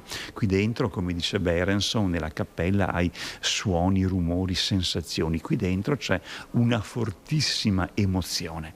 È stato presentato al Museo Eremitani il nuovo allestimento espositivo del celeberrimo Crocifisso di Giotto, che mette al centro il capolavoro giottesco in cui il maestro ha voluto umanizzare Cristo, enfatizzando la sua sofferenza che lo trascina con estrema naturalità verso il basso, come il sangue sul teschio di Adamo sul Golgota, simbolo di redenzione dell'umanità. Quello che ci piace comunque far vedere già ai visitatori è la magia di questa nuova sala, dove abbiamo garantito l'accessibilità alle persone portatrici di handicap, ma soprattutto abbiamo creato un'aula magica, una sala magica che dialoga con la cappella degli Scrovegni compiutamente. Prima la croce era uno sgabuzzino attorniato da materiali significativi da un punto di vista storico, ma poco emozionali. Il nuovo allestimento ovviamente permette di leggere nella sua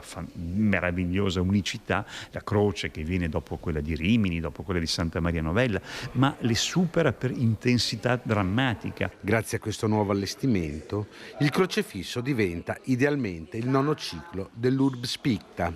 Molti potrebbero avere l'opportunità di tornare a Padova anche dopo aver visto la cappella, per entrare in questa sala e respirare, sentire le vibrazioni, la dimensione quasi tattile che questa stupenda croce promana. Sono 2,23 m per 1,64 m, è una piccola croce che rappresenta una storia secolare. Abbiamo in linea Silvia da Vicenza. Ciao Silvia. Sì, buongiorno.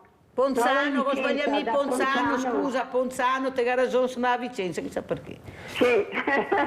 Vai Silvia. Signora, ci conosciamo comunque. Mica avevo 2 enciclopedie. Se tramite voi altri venite. Va bene Silvia, grazie, va bene. Lascia il tuo numero di telefono, bene? Di portarle al CERV, mi dispiace. No. Hai fatto bene a chiamare. Perché devo pagare tanto. No, hai fatto benissimo e ti ringrazio Silvia, lascia bene il tuo numero di telefono che ti richiamiamo. Allora, grazie. Allora, Presidente Sirena, questo Giotto, questa meraviglia, i ragazzi di fronte all'arte, alla cultura, alla musica, ma anche allo sport, lo abbiniamo sempre perché lo sport secondo me è musica, è cultura, è tutto, però ne facciamo troppo poco. Parliamo molto di obesità, però facciamo ancora 2 ore nelle classi di ginnastica. Fare sport costa, purtroppo, non tutte le famiglie possono permettersi. Il Presidente Ponchio ha gridato aiuto alla Regione Veneto per essere aiutato, perché arrivano pochissimi soldi in questa regione, in altre regioni ne arrivano molto. Lei cosa vuole dire? A riguardo sulle possibilità che hanno le famiglie, anche da noi ne arriva più di qualcuna e ovviamente in separata sede io poi sento un po' se ci sono difficoltà o no, ma comunque noi comunque gli andiamo incontro. Quindi l'aiuto, se una famiglia ci chiede aiuto noi glielo diamo assolutamente, anzi forse glielo diamo di più di quello che chiedono, quindi in maniera assoluta siamo molto sensibili su questo. Poi per quanto riguarda sport e cultura, che è la cosa fondamentale, avremo intenzione anche di organizzare una gara di scherma importante e dare la possibilità anche agli iscritti di poter scegliere tipo Cappella degli Scrovegni, tipo il Canova, tipo la visita notturna alla Basilica di San Marco, quindi sport e cultura in modo, e che un po' di cultura, perché insomma qua abbiamo delle meraviglie. Quindi oltre all'impegno dei ragazzi e delle famiglie di venire a sostenere una gara di scherma, anche la voglia di seguire e di andare a vedere quelle che sono le nostre meraviglie qui vicino, dal Montello, da Venezia, da Padova, da Vicenza.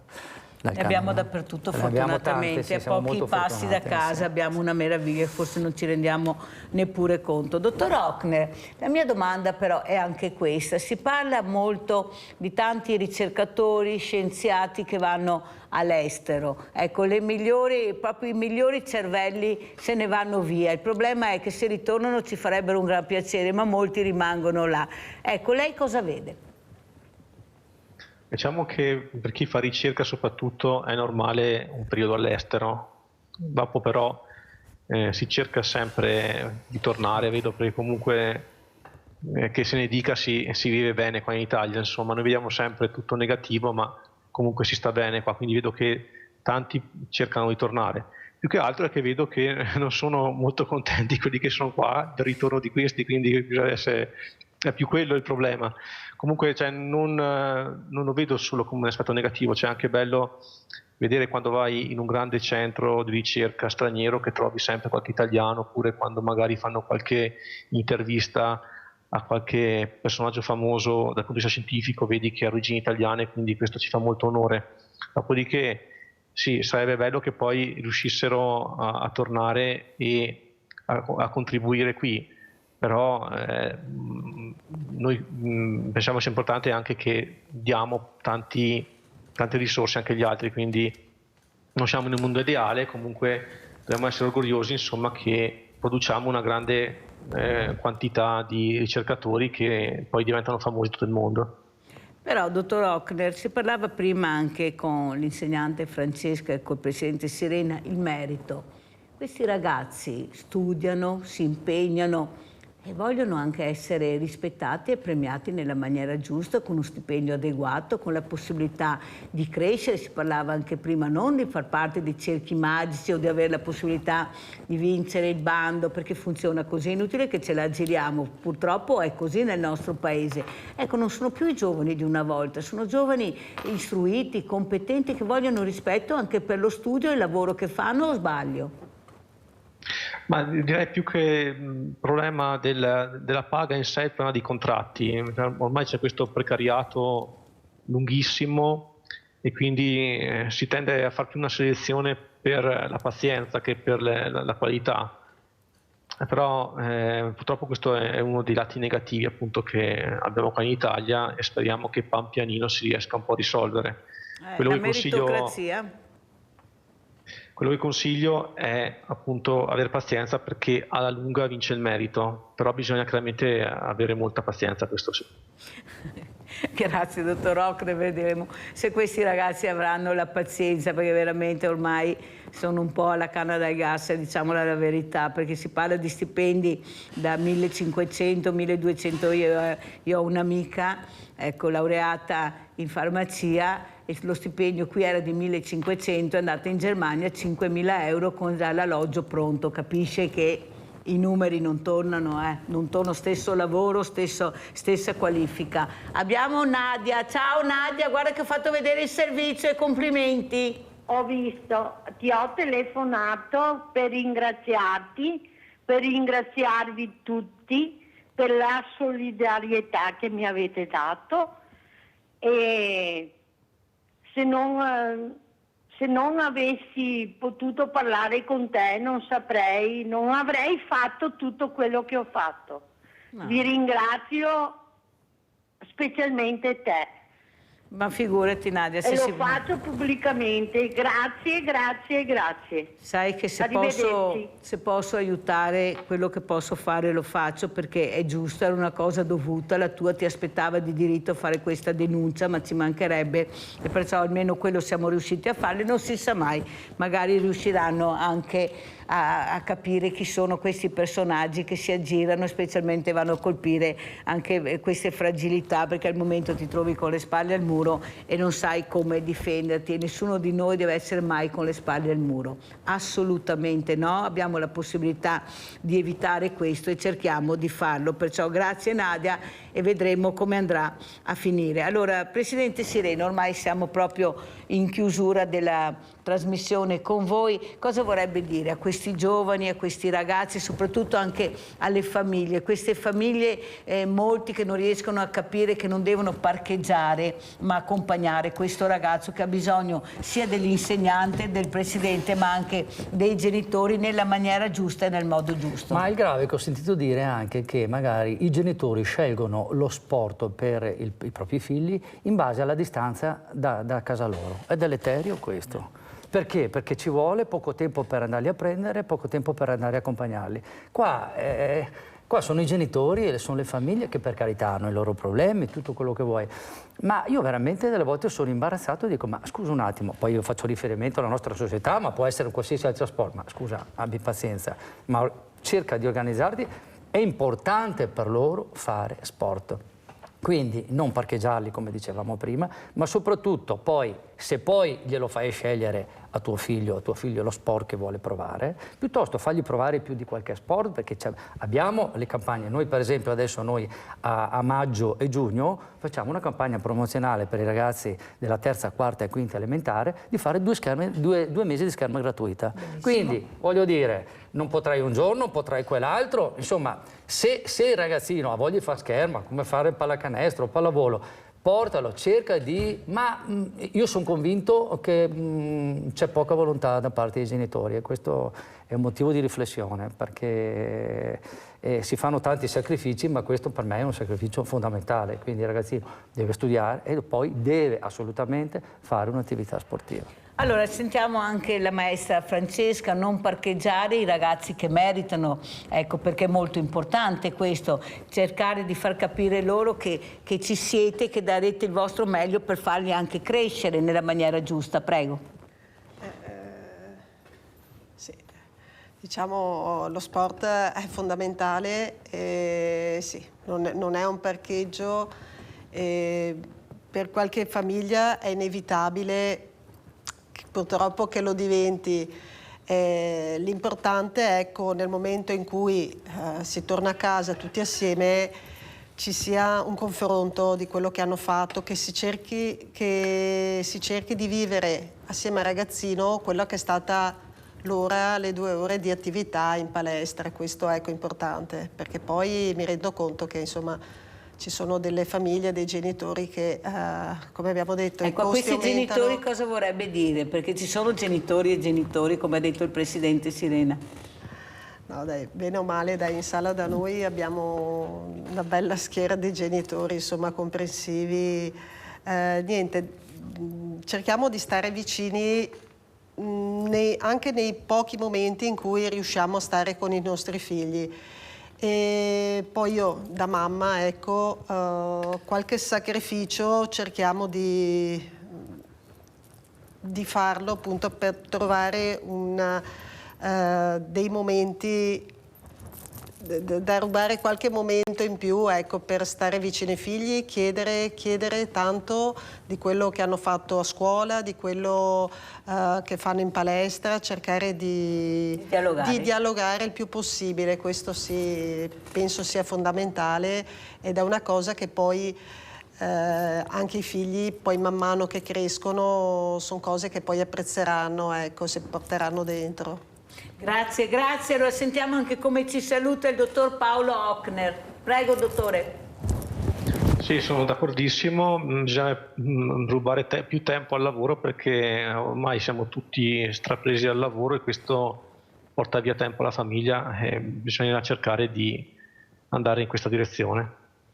E non fa l'appello che vengano a visitare questo bellissimo osservatorio che abbiamo, dottor Ochner? Sì, io aspettavo te per mostrarti anche il laboratorio Oscuro delle Stelle, quindi aspetto soprattutto te. Veniamo anche noi. Ecco, veniamo, certo, vengo accompagnata, ecco, spero di riuscire ad arrivare, no, perché veramente mi intriga tanto questa storia, non vedo l'ora di riuscire ad arrivare, ma sta Villa Margherita inclusiva, gli orti sociali, il banco solidale, la televisione, anch'io sono veramente un po' presa, un pochino, diciamo, ma glielo prometto perché proprio mi interessa. Ecco, Presidente Sirena mi ha dato uno spunto, verremo assieme, faremo squadra, ecco, faremo squadra per venire a vedere. Prego, dottor Ochner. O se no venite in biblioteca a Treviso che vengo 1 o 2 volte l'anno a fare delle conferenze con molto piacere, perché poi fra l'altro il professor Rosino, che è stato direttore per 33 anni qua ad Asiago, e anche il professor Romano, che ha fatto diversi studi qua in altopiano, erano entrambi di Treviso, quindi vengo sempre volentieri nella bellissima Treviso.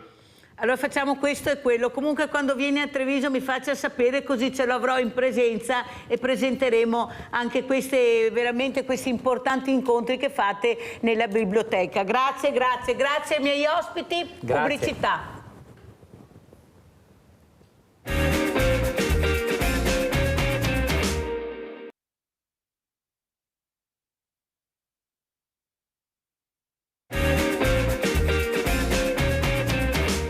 E vi presento altri graditi ospiti. Abbiamo in presenza Gianni Marini, presidente del gruppo folcloristico Pastoria del Borgo Furo, perché ci sono delle novità, finalmente è finita la pandemia, perciò avanti tutta. Abbiamo collegata anche con noi l'avvocato Cristina Sgubin, responsabile legale di Telespazio, azienda di servizi satellitari. Buongiorno avvocato, che piacere rivederla. Buongiorno. Piacere mio, grazie per l'invito, per il nuovo invito. Non so se ha visto, avvocato, il dottor Paolo Ocne, che era collegato con noi da Asiago. Visto. Ecco, perciò capisce che anche qua nel Veneto abbiamo qualcosa anche noi. Ecco, com'è la situazione, avvocato Sgubin, per quanto riguarda appunto queste aziende di servizi satellitari, anche con queste guerre? Lei cosa ci racconta? Ma dunque, la situazione, come immaginerete, è abbastanza complessa, perché comunque il conflitto ucraino di fatto ha acceso un po' il faro sulla gestione satellitare, sui sistemi satellitari.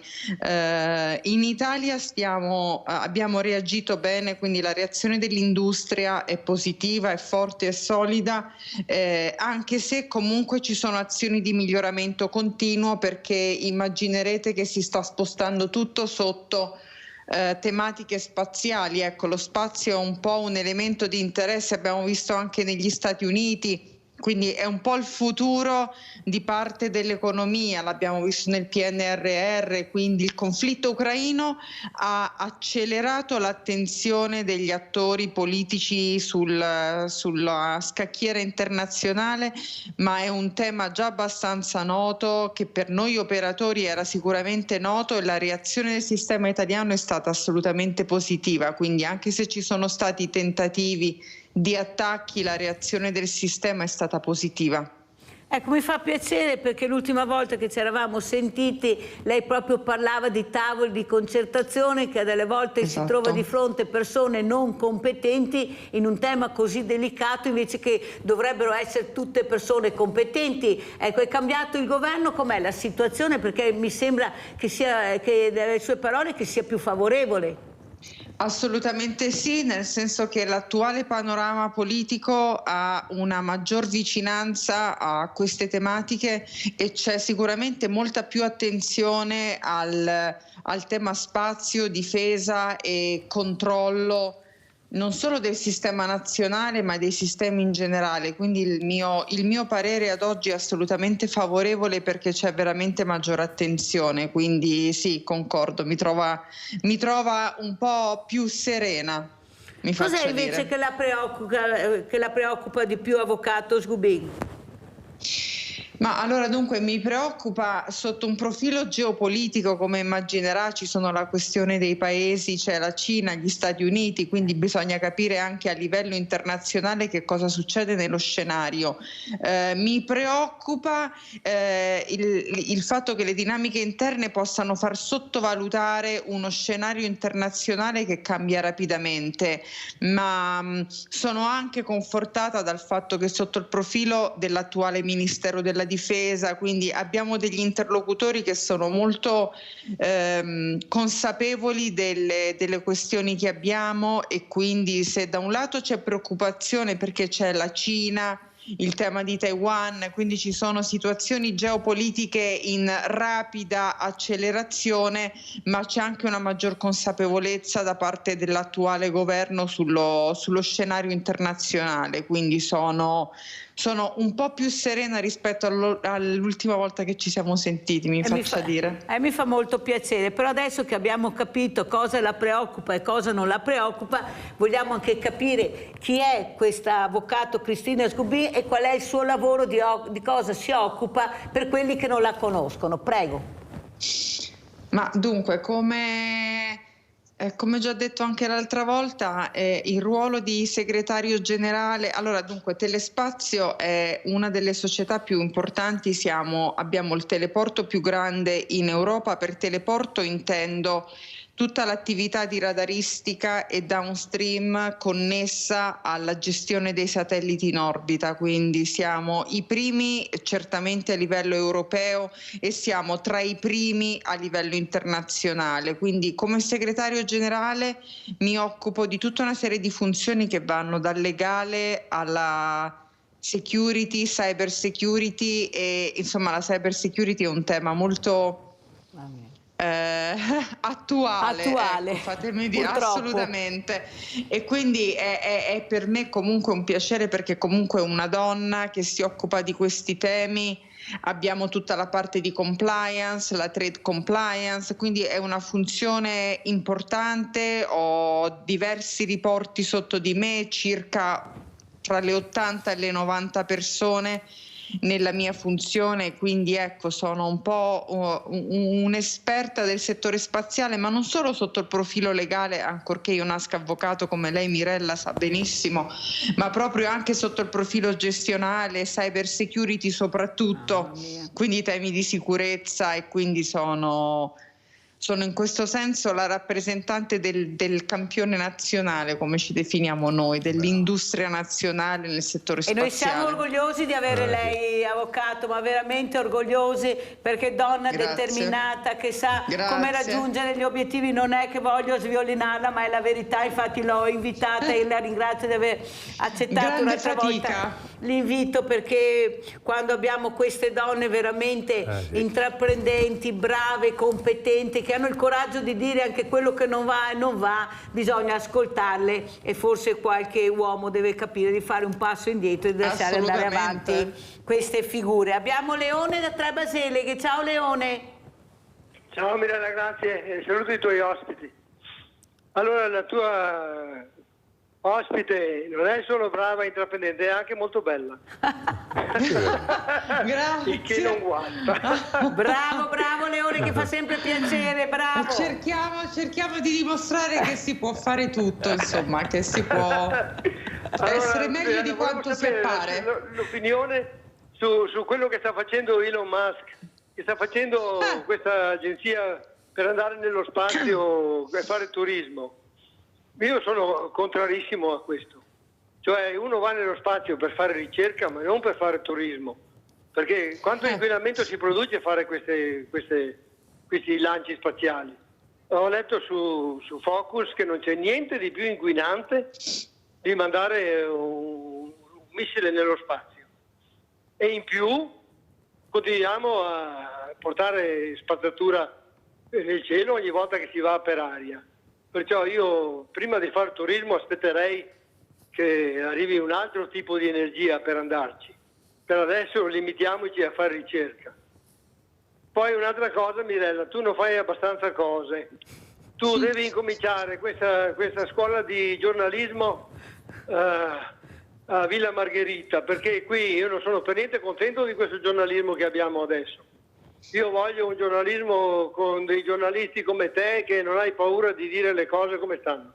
Ciao Mirella, grazie. Grazie Leone, grazie. Sai, fa sempre piacere, io cerco di mettercela tutta per farvi anche conoscere dei mondi diversi che non conoscete, delle realtà che abbiamo nel territorio ma che nessuno le fa vedere, e soprattutto di portare la voce delle persone che io sento tutti i giorni. Però mi hai fregato la domanda, Leone. Ecco, mi hai fregato la domanda su Musk, che sta mandando questi satelliti. Ti ringrazio. Vedi che bravi opinionisti che ho, avvocato. Ecco, perché è molto interessante. Esatto, bravissimi. È molto interessante la domanda che ha fatto Leone. Prego, avvocato.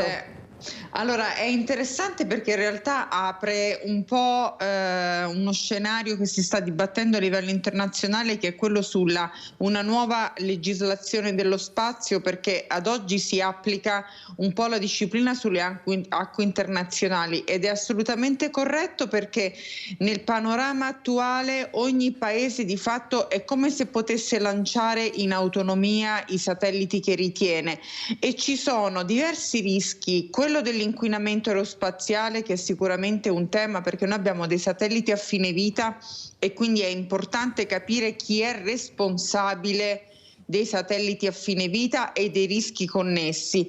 E poi anche il tema dell'inquinamento spaziale, il rischio collisioni. Abbiamo letto che c'è stato il rischio di una collisione con dei satelliti, da parte di un lancio dei satelliti cinesi con altri satelliti già in orbita, quindi è assolutamente un tema che non solo va dibattuto, ma va anche disciplinato, perché ad oggi non c'è una disciplina.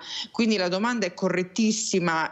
Quello che stanno facendo gli americani è un po' quello che sta facendo anche la Cina, cioè una corsa ai lanci e una corsa a dei programmi.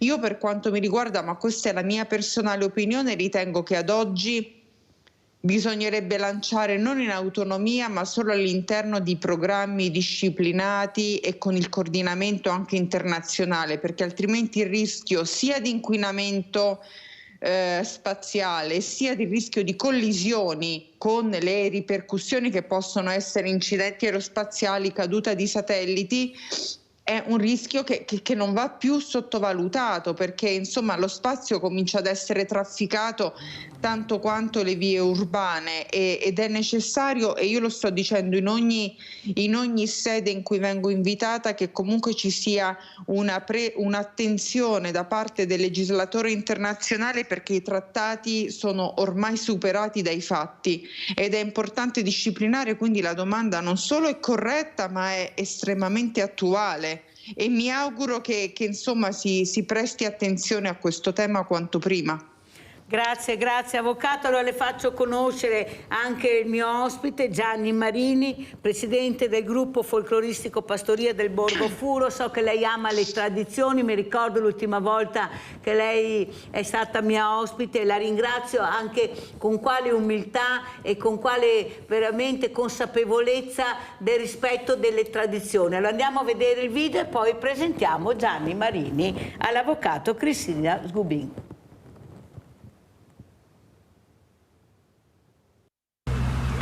Marzo, si sta risvegliando la natura, i salici mettono le foglie, tutto è più verde, una giornata di sole bellissima. Avevano ragione i nostri vecchi. Al dì de Sant'Iseppo, fiori in bocca ad ogni stecco. Facciamo rumore, facciamo casino, cavallino fuori l'erbetta, i fioretti. Punta tutto!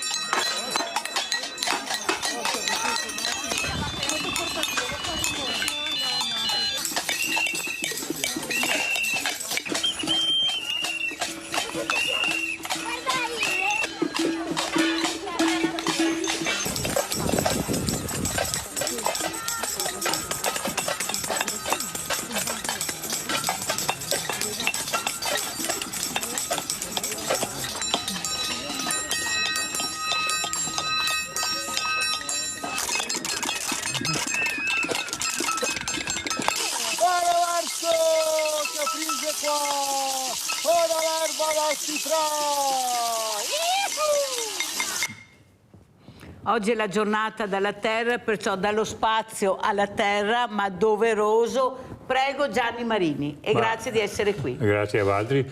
Insomma, resto con bocca aperta a sentire l'avvocato di cosa che devo parlare, perché una roba che mi dà il metro di dove siamo arrivati è proprio il nostro folklore. Noi abbiamo un piccolo museetto dove abbiamo a sede e praticamente ai bambini e a te che mostro essere certo, tanto per dire una roba. Vedi io che non c'è il rubinetto, vedi io che non c'è l'acqua corrente, si andava a torsi a fora, si faceva i mestieri di casa su una determinata maniera. Cosa si passa? 60-70 anni, l'avvocato mi dice dove chi arrivai. arrivai che ormai se va sulla Luna, su Marte, queste robe quasi è l'unica roba che mi tiene sveglio a sera quando che vedo queste robe qua, perché mi piace tanto quello che può essere l'astronautica, che roba sono un fan di Samantha Cristoforetti. A me piace un'altra donna che ce l'ha fatta, bravo Gianni, bravo Gianni a ricordarla oggi, brava. Sì, brava, perché quello che fa l'avvocato, Samantha Cristoforetti, porta alto sì le donne, che secondo me arriva giustamente forse anche dai piedi degli uomini, però diciamo che quello che si arriva a tecnica adesso è una roba grande. E il metro è proprio il folklore, è la nostra roba, perché da telefonini che ormai abbiamo in scarsea, che costa poco relativamente a una volta, e cosa che si può fare, a quando che magari sentiva le campane per venire a casa dei campi perché sapeva che era mezzogiorno, e non si è passato tanti anni. Questa è una roba grande, tradizione serve per questo, per far vedere il metro da dove che è l'uomo che si arriva.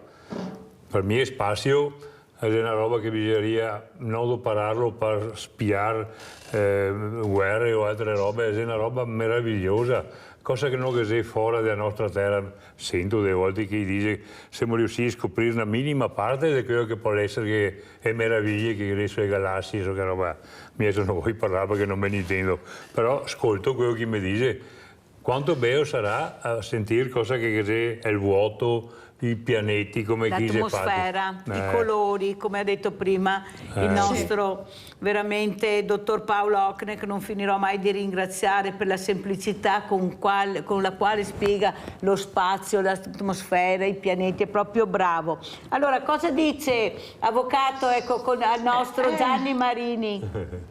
Ma allora guardi, capisco l'osservazione, però va anche detto che in questo momento il discorso dei lanci satellitari sullo spazio non è solo riguardante nuove galassie e quindi la conquista ancora di posti inesplorati, ma ad esempio noi abbiamo, anche per quanto riguarda il PNRR, la gestione dei cosiddetti programmi a orbita bassa. Quando parlo di orbita bassa io intendo tutta l'osservazione geosatellitare, che è anche utile sotto un profilo ambientale, perché aiuta il controllo di, ad esempio, dighe, deforestazioni. Quindi in questo momento l'osservazione geosatellitare cosiddetta ad orbita bassa aiuta, come diceva il suo ospite, anche un po' a proteggere il territorio, tanto a proteggere il territorio, il controllo dei ghiacciai, quindi ci sono ripercussioni anche sotto il profilo della tutela ambientale che vengono sottovalutate,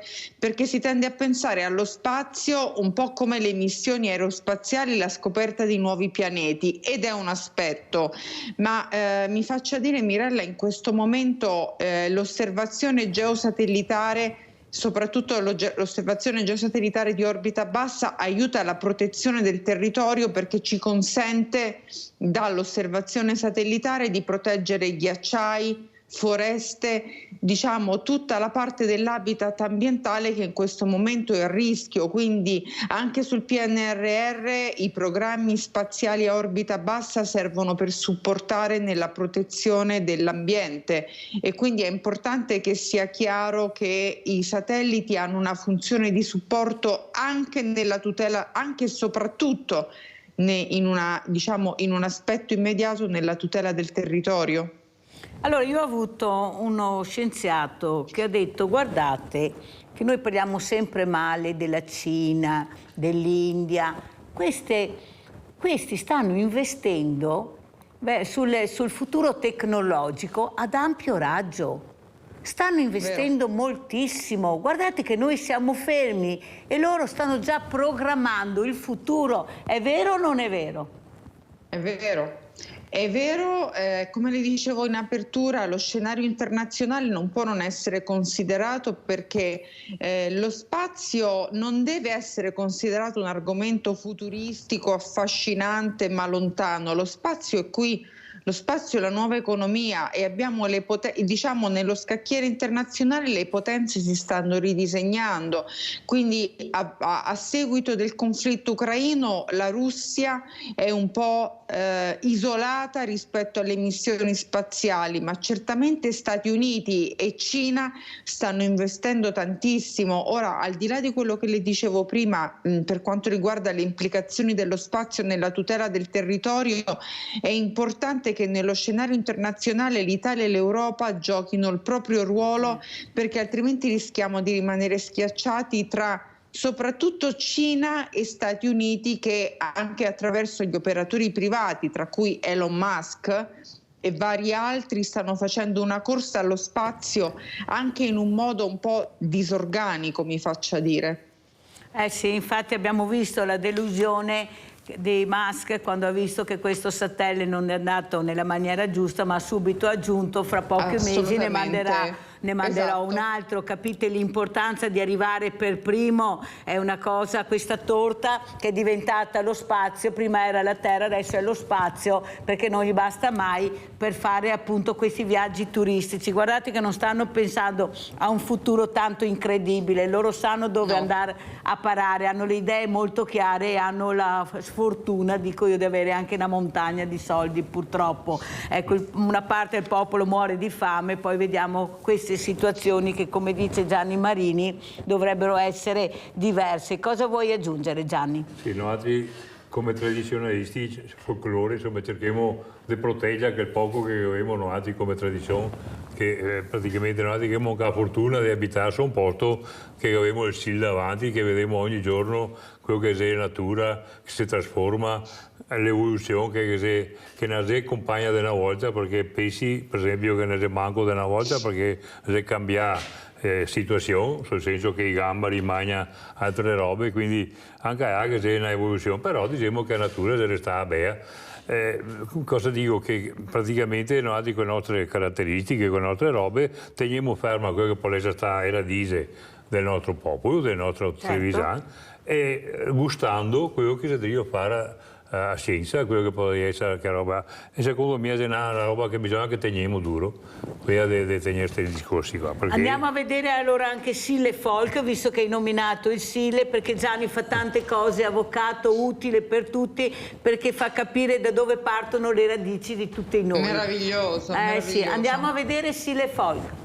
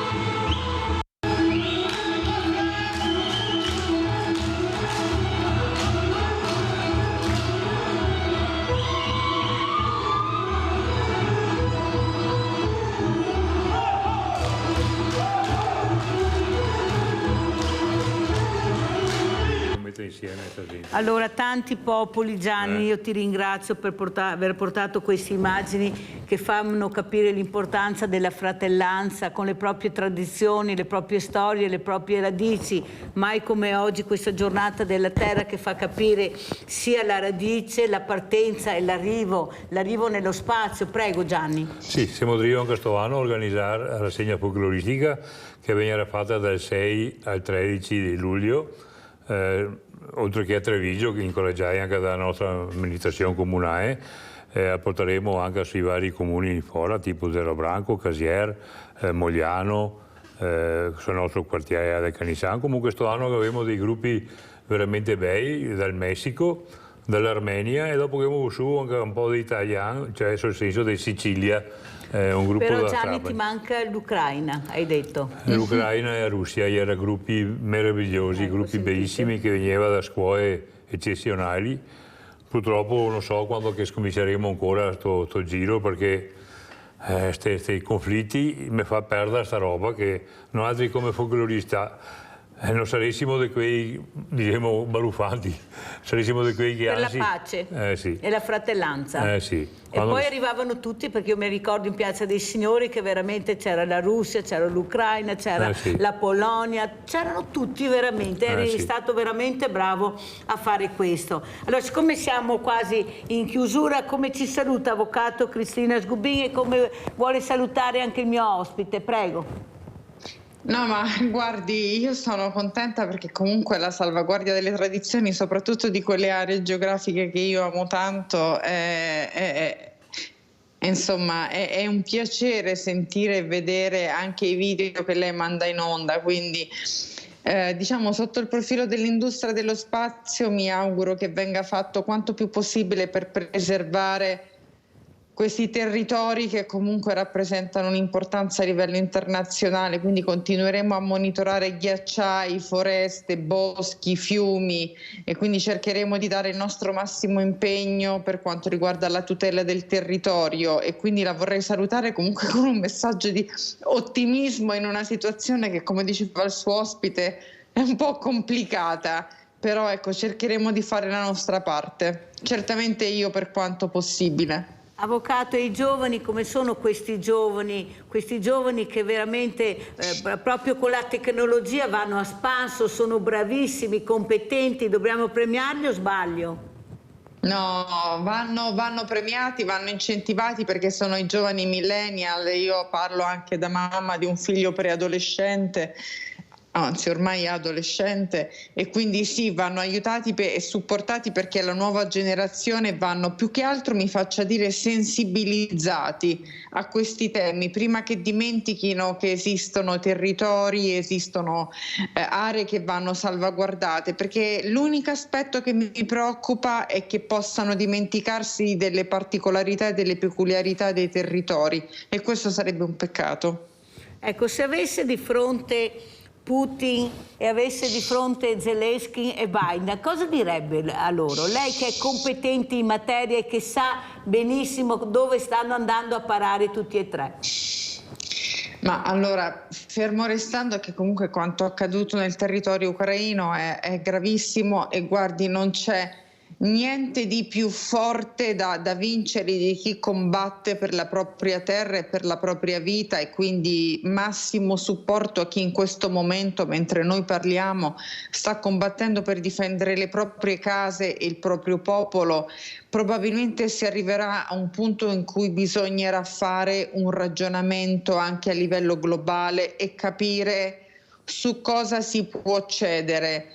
Ma per quanto mi riguarda, ma io lo dico perché sono una persona che difenderebbe il proprio territorio ad ogni costo e quindi capisco gli amici ucraini e il loro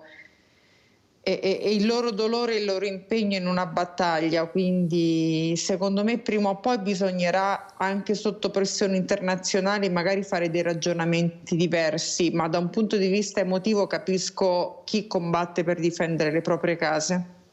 Quanto le fa paura la Cina, avvocato? Va osservata, stanno andando rapidamente e in modo silenzioso, quindi anche e soprattutto a valle del conflitto russo-ucraino la Cina sta acquisendo un ruolo anche di mediatore internazionale e vanno osservati con attenzione e non vanno sottovalutati. Ecco, la ringrazio di queste parole. Saluto l'avvocato Cristina Sgubin, responsabile legale di Telespazio. Grazie veramente a lei di essere stata nostra ospite, un buon weekend veramente. Grazie a voi. Avvocato, grazie. Gianni Marini, come ci saluti? Che intanto bisogna che continua, l'avvocato qua sta bravissima a proteggere scientificamente la nostra terra e spazio. Buona fortuna e buon lavoro senz'altro e noi in pianeta cercheremo di fare il nostro meglio cercando sempre di mettere d'accordo, speriamo un domani, l'Ucraina e la Russia che viene qua a Treviso insieme, fare pace e magari bere un'ombretta insieme. E allora noi vogliamo anche chiudere con questa foto della messa a Borgo Furo, che tu la commenti Gianni, e poi sentiamo anche, perché prossimamente l'8 maggio tu farai un'altra volta finalmente la grande festa del Cason. Sì. Ecco, vediamo la foto dove veramente si svolgerà questa bellissima festa che è una tradizione, la festa del Cason, l'8 maggio, prego. Sono 30 anni che abbiamo noi come associazione, non è che facciamo cene a fine anno via, abbiamo preferito a invitare amici, quelli che mi danno a mano, familiari, alla nostra festa, facciamo una messa, mangiamo qualcosetta insieme e passiamo una giornata in tranquillità, in fratellanza. Questo è il nostro discorso che vorremmo fare. E questo avverrà quando, Gianni? L'8 di maggio. L'8 di maggio farete sì. Questa festa. Allora, come vuoi chiudere? Chi vuoi salutare? Cosa vuoi dire? Ecco, fra poco ci saranno anche queste importanti elezioni. Ecco, la politica deve supportarvi perché veramente ne avete bisogno, perché fate delle cose veramente importanti e belle. Noi l'abbiamo sempre detto, sì, il grande concerto, ma anche il rispetto delle tradizioni che voi rappresentate, perché hanno dei costi che voi dovete veramente sopperire. Prego. Speriamo che quelli che va su, diciamo, abbia un occhio di riguardo a queste robe qua, che sento tante volte che il Presidente della Repubblica nomina cultura, anche la nostra sarà un po' povera, però ha sempre cultura che manna a fare, anzi noi ai nostri allievi, ai nostri componenti non insegniamo a fare del male, anzi a proteggere quello che può essere la nostra tradizione, il nostro dialetto e le nostre radici. Ecco, e i bambini, ecco, questi bambini che faticano ad arrivare perché i genitori non li accompagnano alla festa o all'asilo, ma dopo ciao, cosa vorresti dire? Che bisogna che si volta un po' in rio, chi vede queste robe qua, non altri mi domanda la bicicletta per fare la ciarastea o per fare il presepio, ma per fare la bicicletta che vuole anche qualche che la fa, e quindi bisogna che sia una collaborazione sia da parte dei genitori e qui da te, dopo sino che insegniamo qualcosa quando chi viene più grande. Perché loro poi sono attenti, questi bambini, questi ragazzi, cioè sono curiosi di conoscere, o sbaglio? Ma altro che piacerebbe tanto anche a manualità, adesso purtroppo non capiamo manualità perché non così i genitori che hanno magari modo di insegnare, perché si abita su un appartamento, non così, è restello, a sappa per capire. E neanche mica tanti fratelli. Purtroppo no. Però se noi altri magari sul nostro picco possiamo insegnare queste robe, anche a costruire un attrezzo, ringraziando Dio che abbiamo ancora qualche anziano che fa questo lavoro e potremo trasmettere queste nostre nozioni, insomma. Che sono importanti per loro. Certo. Io ho visto anche dalla macchina sgranatrice che mi ha prestato Gianni, ecco, quando abbiamo sgranato, e veramente erano talmente contenti che quest'anno mi hanno detto di ripetere la stessa cosa perché loro erano felici e portavano questo grano al Banco Solidale. Grazie anche all'avvocato, a Gianni Marini, l'avvocato l'ho già salutato, presidente del gruppo folcloristico Pastoria del Borgo Furo, e andiamo con la posta di Mirella e questa struggente poesia di mamma Monica Michelin. Ciao a tutti.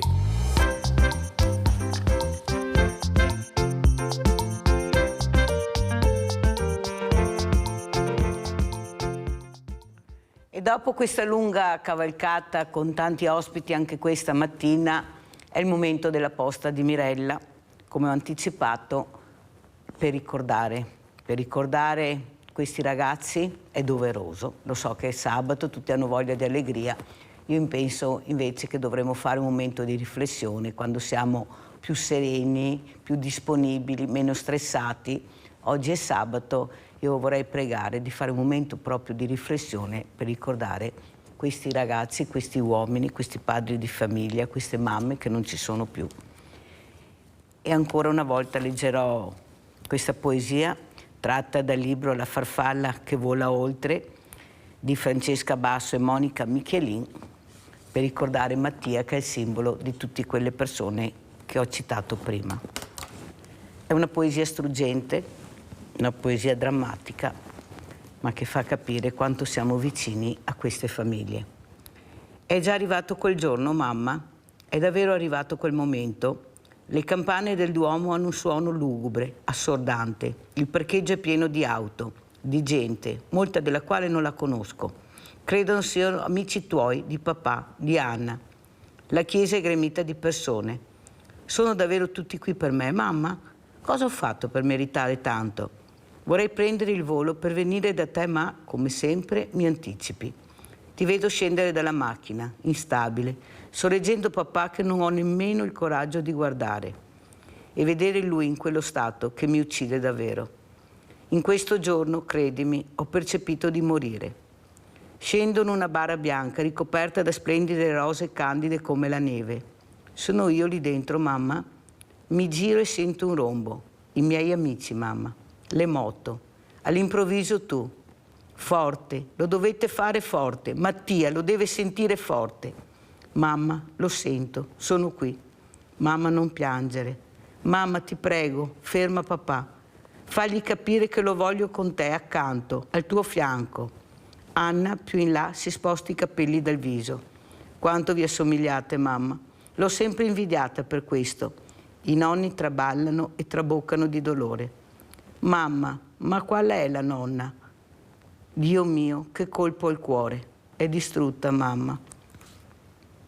Voglio abbracciarla forte, dirle che non è niente, che tutto si supera, che la vita per lei andrà avanti e che io rimarrò sempre al suo fianco qualsiasi cosa sarà. Scusami se mi sono assentato. Volevo ancora una volta respirare la sua pelle, volevo ancora una volta sentirla e coccolarla. Non è facile dividermi tra tutto questo dolore. Siete in troppi ed io, invece, sono soltanto uno. Mi hai scritto una lettera, mamma. Ti sto ascoltando, mamma. Percepisco la tua rabbia, percepisco i tuoi rimproveri, percepisco tutto il tuo carico di dolore. Mamma, ti prego, non continuare a farti male su ciò che non avresti mai potuto controllare. Mamma, ti prego, guardami. Ho donato tutto, mi sono dato agli altri anche quando in vita non lo ero più. Ho donato gli occhi in modo che tale che qualcuno ancora potesse vedere il mondo più chiaro di me. Spero che con le mie corna non commetta gli stessi errori. Mamma, va a prendere papà, ti prego. L'incenso col suo corpo è diventato un tutt'uno. Sta con la testa china verso la mia bara e nemmeno si accorge che io lo sto guardando. È brutto essere trasparenti, mamma. Non te lo auguro mai. La gente attorno a te è dilaniata. Quanto bene hai fatto, mamma, per avere così tante persone e tentare di consolarti. Anche oggi, mamma, sono fiero della donna che sei. Ciao Mattia, sento urlare in lontananza. Mi volto e vedo dei bambini, i tuoi di bambini, i tuoi piccoli studenti con tanti palloncini bianchi in mano. Vedo te che gli corri incontro e subito ti inseguo perché ho paura tu possa cadere attraversando la strada.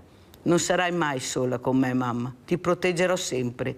I palloncini lasciano le mani dei bambini, mamma. Guarda, guarda quanti sono. Tutti per me, non ci voglio credere. Gli animi di un bambino non hanno un solo colore. Sono arcobaleno. E sai chi li colora? Tu, mamma, tu. Mi sono appeso ad uno dei fili dei palloncini, mamma. Mi lascio trasportare un po'. Tra poco torno da te. Voglio vedere quanto sanno volare in alto le farfalle prima di sentirsi mancare il respiro. Ciao Mattia.